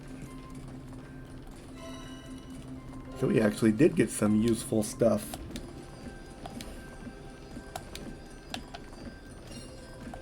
And we haven't even filled up our resource bag halfway yet. Haha.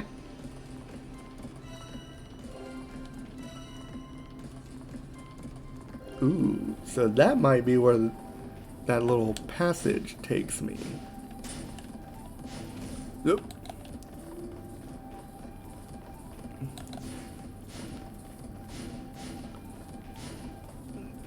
Yeah, that probably takes me over here. Yep.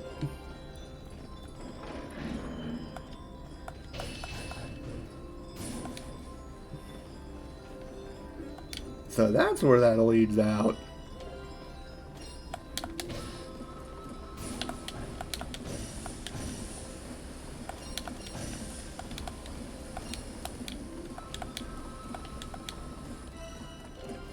Alright, so I want to go this way. And see if I can find something in that unexplored area. Assuming, of course, I can get to it.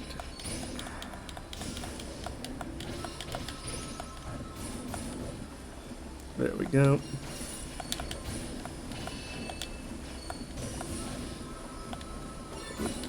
Got some high purity ore. Yeah, I'm thinking that the huge stone's probably in the Great Forest. I touched him and he exploded. I sent his rock back at him and he exploded. Why is everything exploding?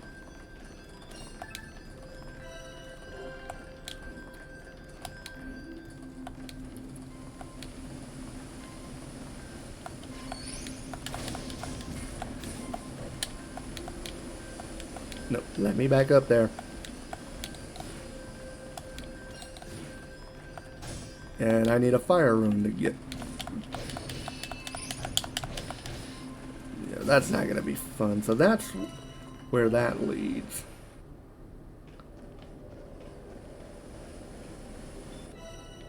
So where is this? The Golem's Keep. Oh, this is where I fought the Golem before. So I want to go back the other way. Actually, fishing spot. That, because I need to find the fish.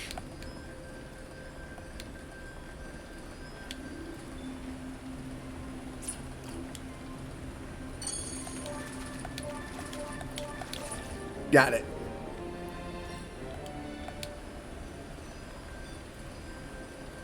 Do I need a bigger fish? Look. Dang it. I'm still getting the hang of this.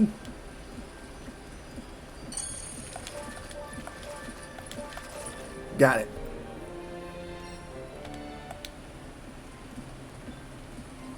Give me a large fish.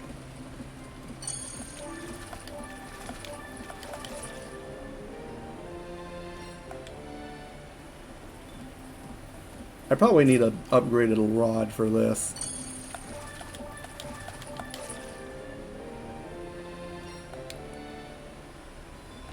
Yeah, I probably need the upgraded fishing rod, which I will not get for a little bit.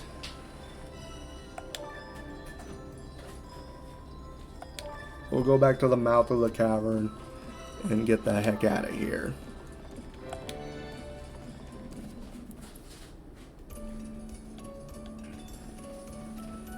But on the bright side, we can go into the Great Forest and get some of that sweet, lightweight lumber that we need.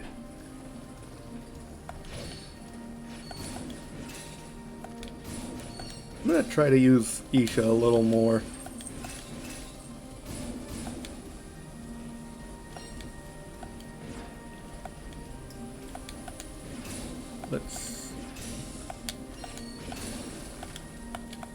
And I exploded the tree.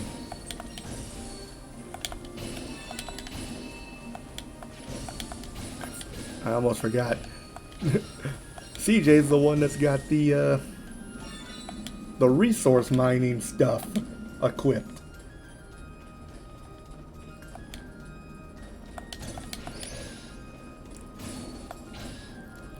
Let's see. Can I... Heavy stone.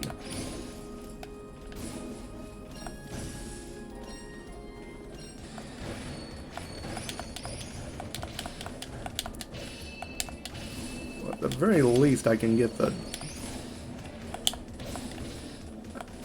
I can get some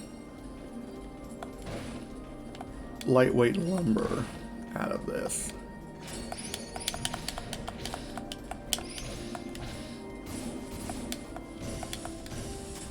Because this seems to just have heavy stone and durable stone.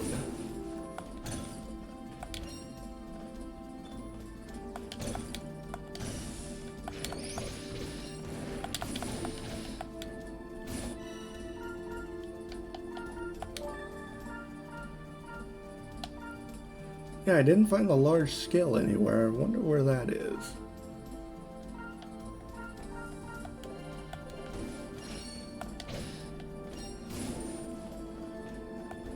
I'm gonna have to go back in there later and try to find that.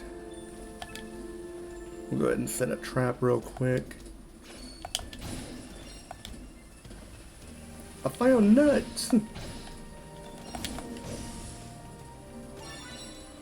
Yes, got some lightweight lumber.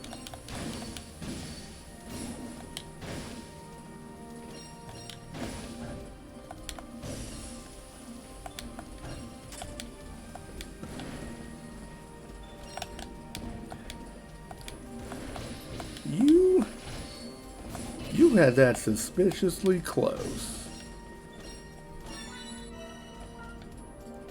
Let's see. Lightweight lumber, I've got 4.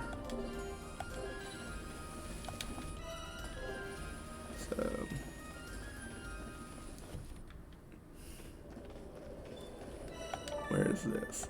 Great tree glade. You know what? I'll beat this tree up again. I can do it easily and get another giant branch out of it. Yeah, been here, done this.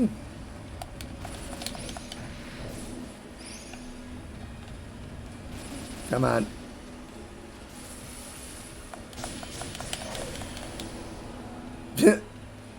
Easy.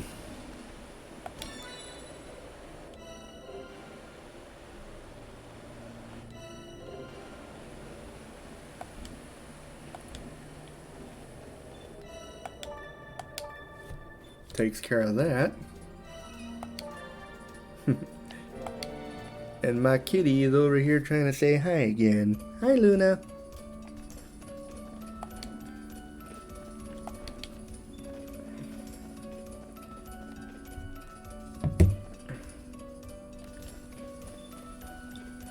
Let's see.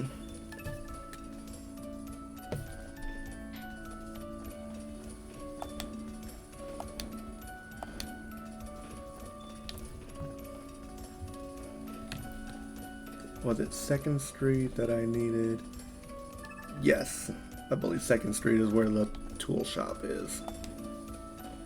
I don't want the apothecary, this is what I want. Okay, so I can make the fishing rod. Huge ore.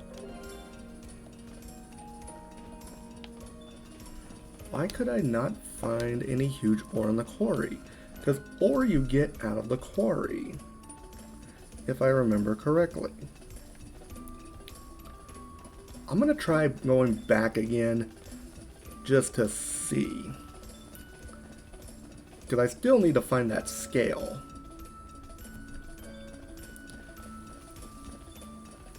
And I probably skipped over it when I was searching for ore.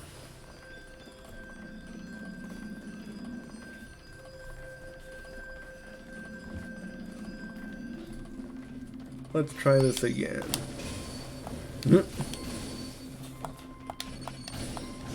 Come on.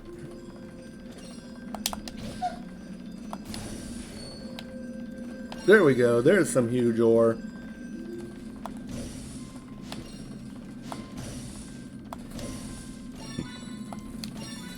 And then more high purity ore.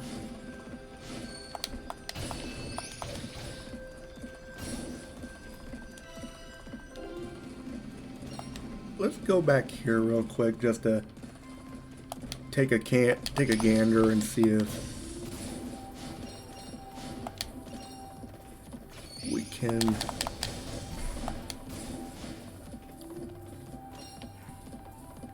come on, get out of my way. I don't believe there is any, like... Okay, that stuff is really starting to get on my last nerve.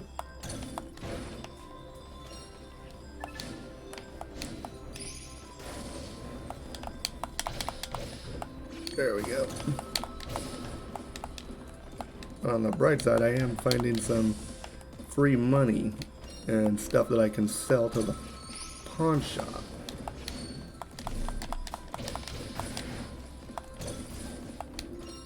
And if nothing else, that's useful.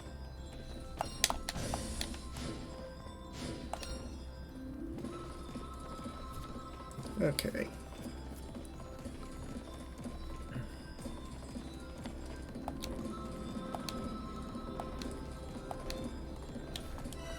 Alright, so we'll go the... We went the upper path last time, so we'll take the lower path this time.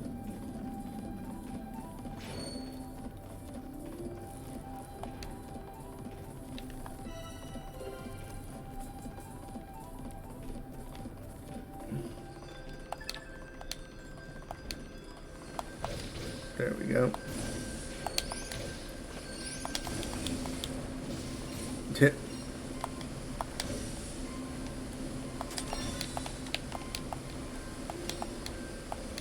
Oh, I got it.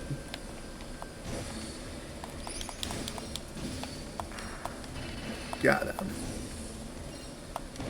Takes care of that.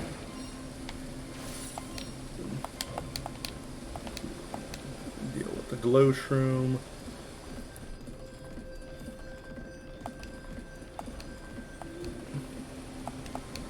I mean, I'm gonna be a little irritated if I went all this way and it turns out that the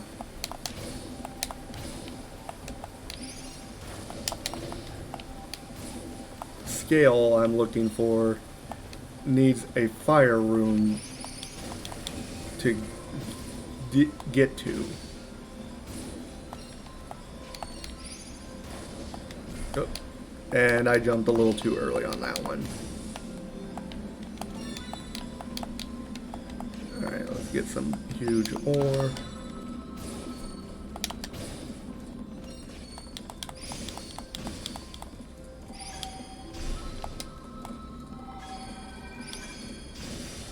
Got him.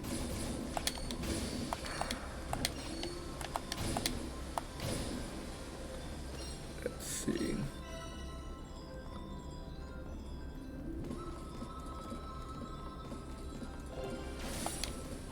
I'm gonna go back up this way real quick. Oh.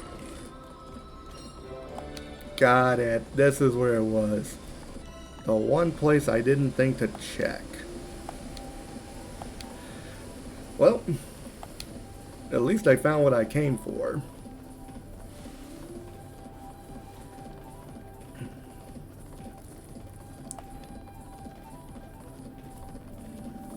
So now I can focus on getting the heck out of here.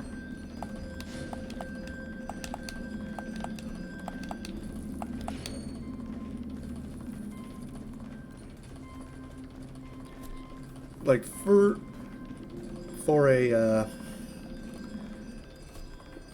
a small town, you can get a lot of stuff. But mostly that's just by upgrading my tools, so I can get better equipment from it.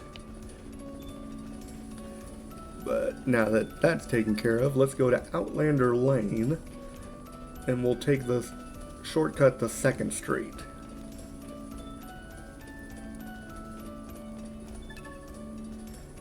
So that should give us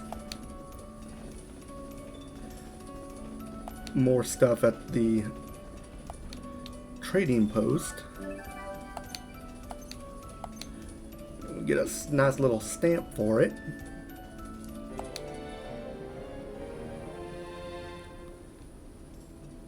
For that matter, I can get rid of some stuff at the pawn shop as well. What does he want now?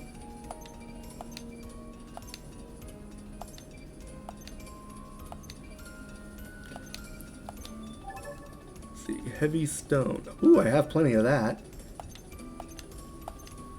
Get a nice little free stamp out of that one.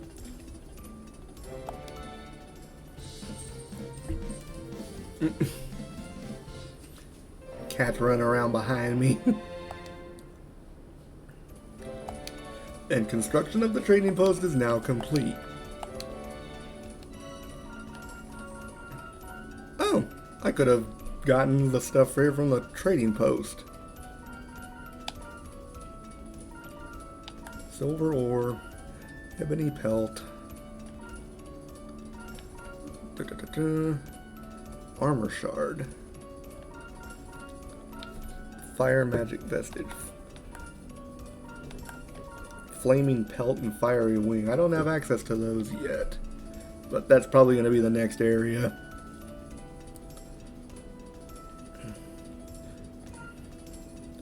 Golem rubble. Well, I have one of those. Durable stone and silver ore, high purity ore.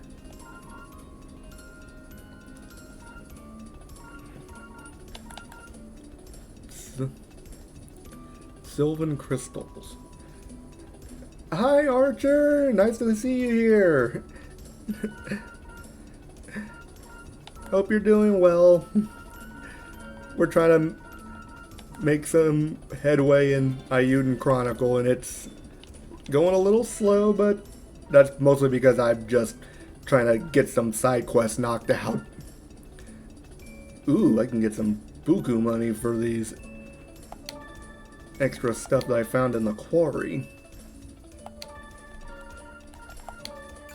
Don't mind if I do. Money, money, money. Okay, so I've got some stuff in the pawn shop done.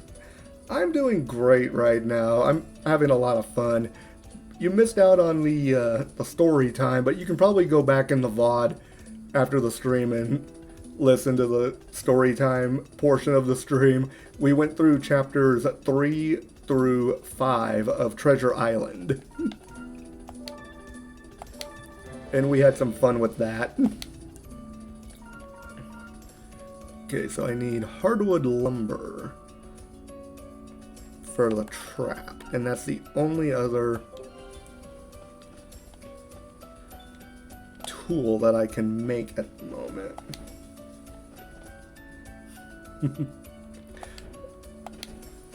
That's good. I hope you enjoy it. I mean, I might still have the VOD up for the first Storytime stream, which was last Wednesday. And as you know, like Twitch leaves videos up for about 2 weeks. If it's not there, you can go to my YouTube channel and check the stream there as well. Let's see. Actually, I'm going to go through the forest and see if this new axe can get me some hardwood lumber. Just so I can get the trap upgraded. And then we'll go and see what we can do from there. Leave me alone.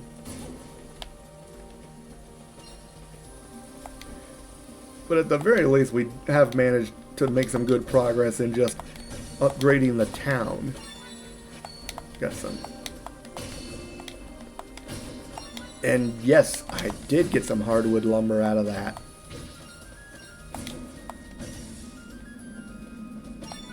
I will take it.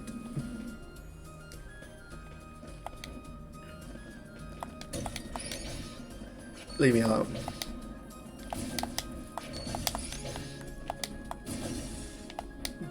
Get some.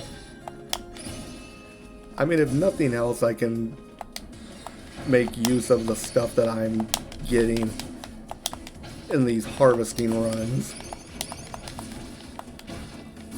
'Cause I'm getting some free money out of it.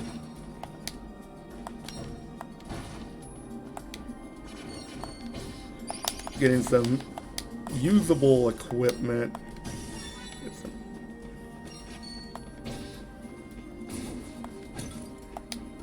And if nothing else, the trading post will allow me to make use of the more lower level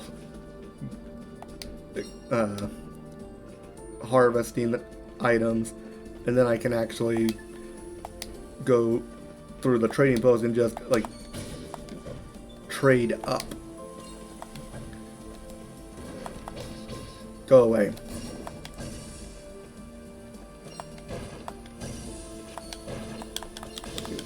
Nope. No, no, no, no, no, no, no. You aren't playing that game today. All of those little fluff balls gone in a single run. Signpost. And again with the tree. Level 15 hollow plant. Knock the annoying little bug down, and then wait for it to spit out its tongue. And goodbye. And got a free giant branch out of that.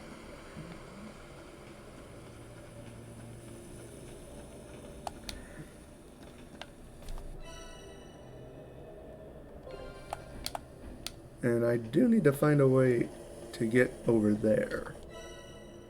Oh, that's probably through that lower pathway.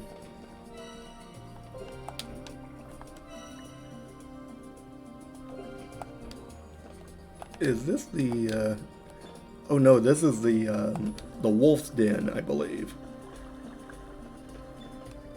Nope, this is the fishing spot. This is the wolf's den at the other side.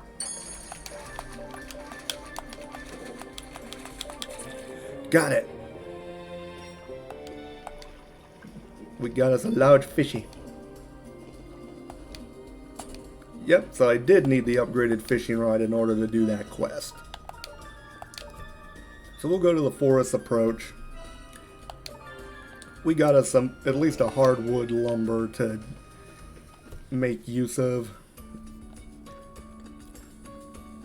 And again, if I need to, I can trade up at the trading post.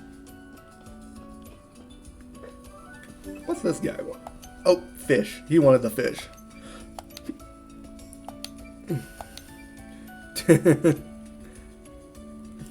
He wants to give the fish to the cat that he pulled the tail on earlier at the beginning of the game. And we got a free stamp out of it, which means we are now able to upgrade the town.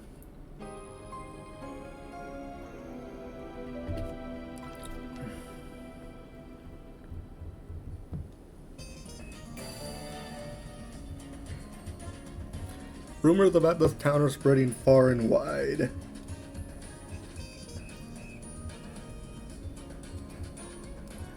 People are coming from all corners of the world looking to set up shop here. You can now chain up to 4 link attacks. Ooh. Oh my god, Stacy, that fish emote. Oh my god, that looks so funny. That's probably how that fish looked when I pulled it up. It was like, oh my god! Get me out of here!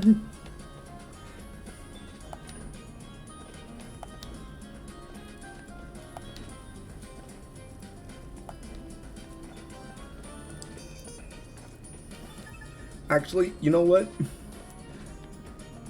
I just realized something. The only place I haven't checked that bandit cape might be in is in the forest. I don't think I've checked Hellhound Lake yet. So at the very least I did get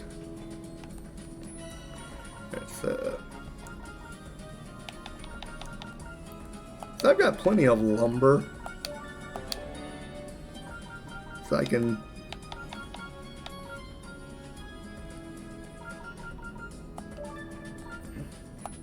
turn that into some hardwood lumber if needed. There we go. Huge ore. Probably gonna need a few of those.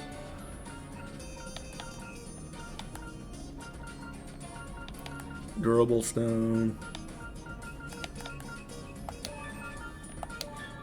Get some heavy stone.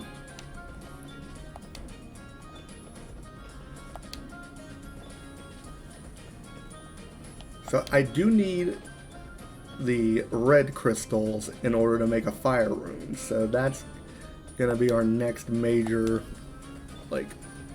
thing once we get started back on the main quest. I'll probably keep going for a short little while longer just so we can try to get some more stuff done.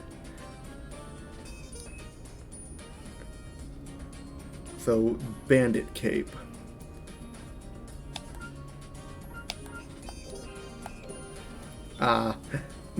So my next main story quest line mentions that we're going to be going to a lava area, which is probably going to be where I find all of those annoying little things that I need for my fire rune.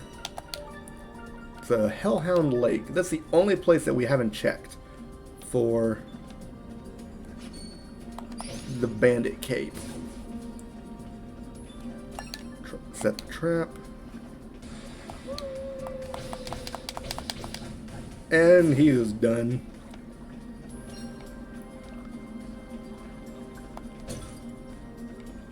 Maybe we'll find something. Maybe, possibly.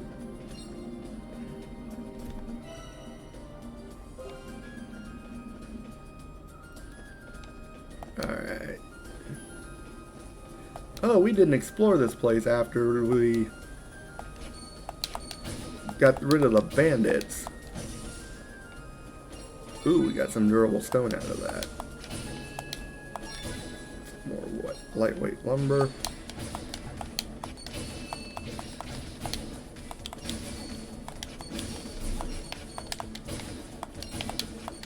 You guys are annoying.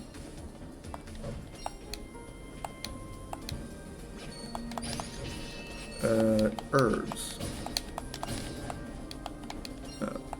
Thought there was something up there I could make use of. Get us some more heavy stone. Come on. There we go.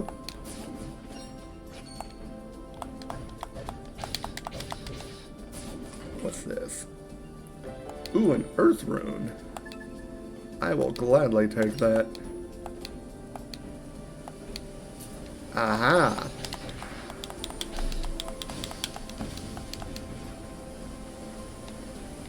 And we've got the bandit cape. There we go.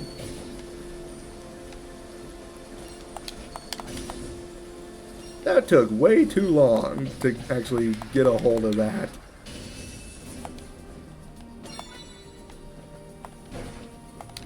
But at least we have it now. Oh my lord, I found my nuts.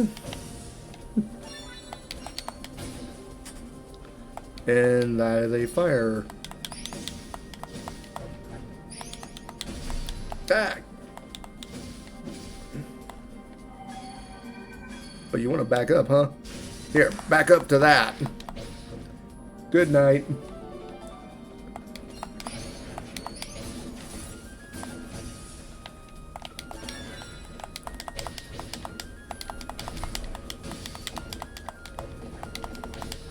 Ah, that's why these things are so hard to fight. They're at my level. So there is one area that we cannot explore at the moment. And part of that is just because of a lack of access to fire rooms.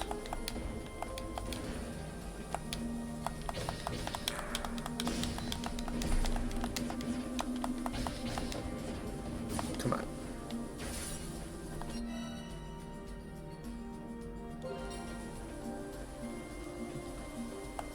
Okay.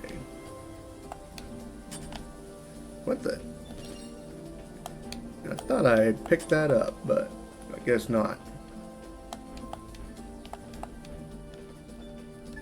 But I can go up here. And this takes me back here. A rarity pendant.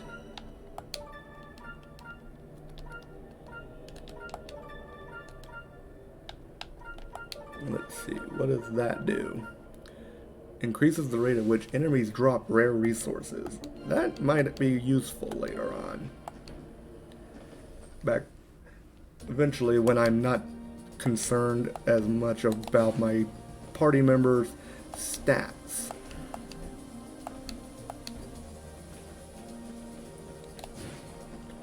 So let's see what's over here real quick. And we found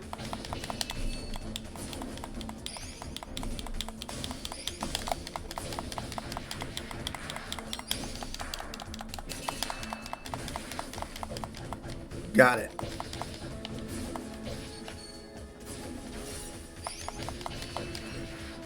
Got those. Alright, now what's in here? A rune fragment.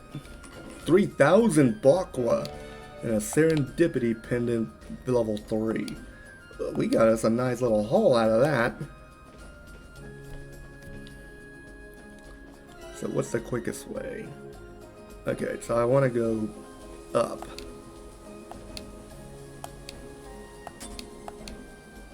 So let's go back up and get to a signpost.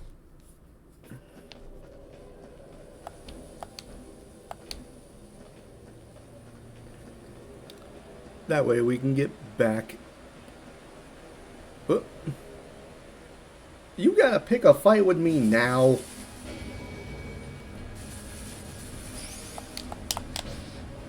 End of the bit. I do not want to get stabbed. No stabby stabby for me. Come on. There we go. Got it. I'm getting all these giant branches. I'm not going to know what to do with them all. So let's go back to the forest cave approach. Ooh, and we got exquisite meat. And an achievement. The Meat Master. I am the master of the grill. Kneel before me. Okay, let's go drop off this cape with Frida and upgrade our armor shop. I definitely want this. Better armor means I don't die as often.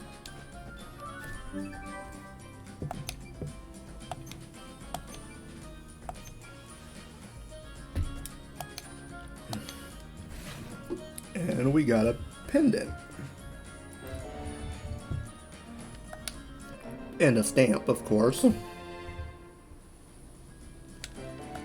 New stock.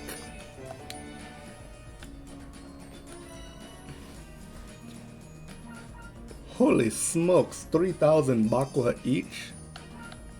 But you know what? I will take it.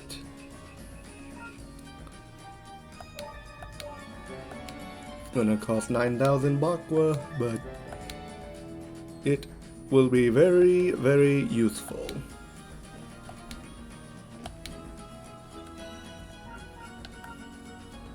Alright, so I can't upgrade these until I actually get stuff from the new area, which I don't have yet.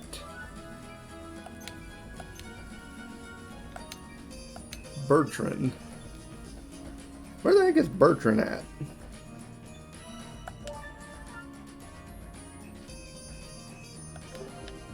find him in... Oh, so he's here in Outlander Lane. We just gotta go hunt his butt down.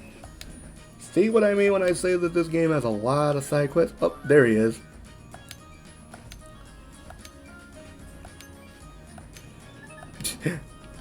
Why am I being used as a courier?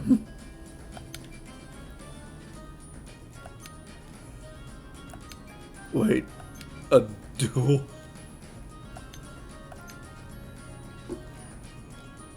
That sounds very unusual. Oh, and we get an upgrade to the smithy.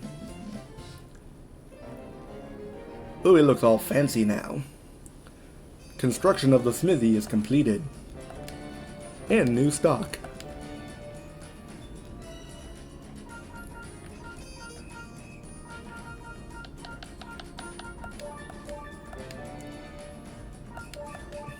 I'm not sure how high I can go with this, but I'm going to take it as high as I can go for now, just because this is going to be very useful.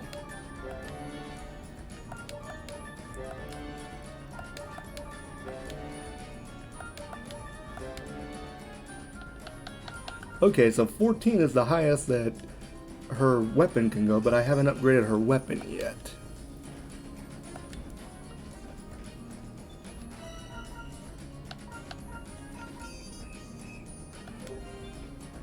Okay, that's not a bad progress level.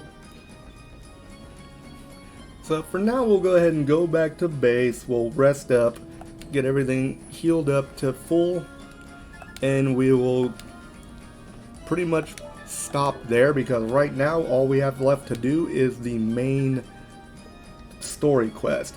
It's kind of funny that we didn't even get to do any of the story. We literally just spent the entire section of the stream just like getting our side quest done.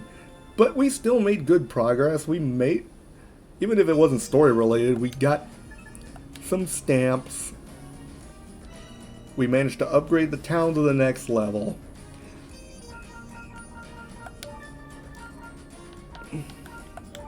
Let's see. What a... I know we've gotten some achievements. The road to recovery. Girl about the town. The go-to girl. Complete the gold stamp card. Let's see. Use town facilities 10 times. Obtain 100,000 bakwa. Man, we've been getting some money. Destroy an elemental pillar for the first time. Obtain maximum grade meat. Explore every area of the Great Forest. So we have completed the Great Forest 100% in terms of exploring everything. Actually, I just realized this is where I also save. I am dim.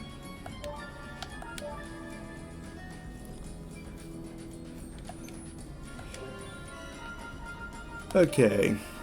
Like I said, this seems like a good spot to take it easy. We will focus on the story next time.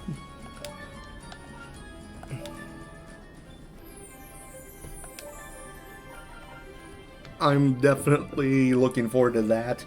I'm gonna definitely try to do this game next week as our secondary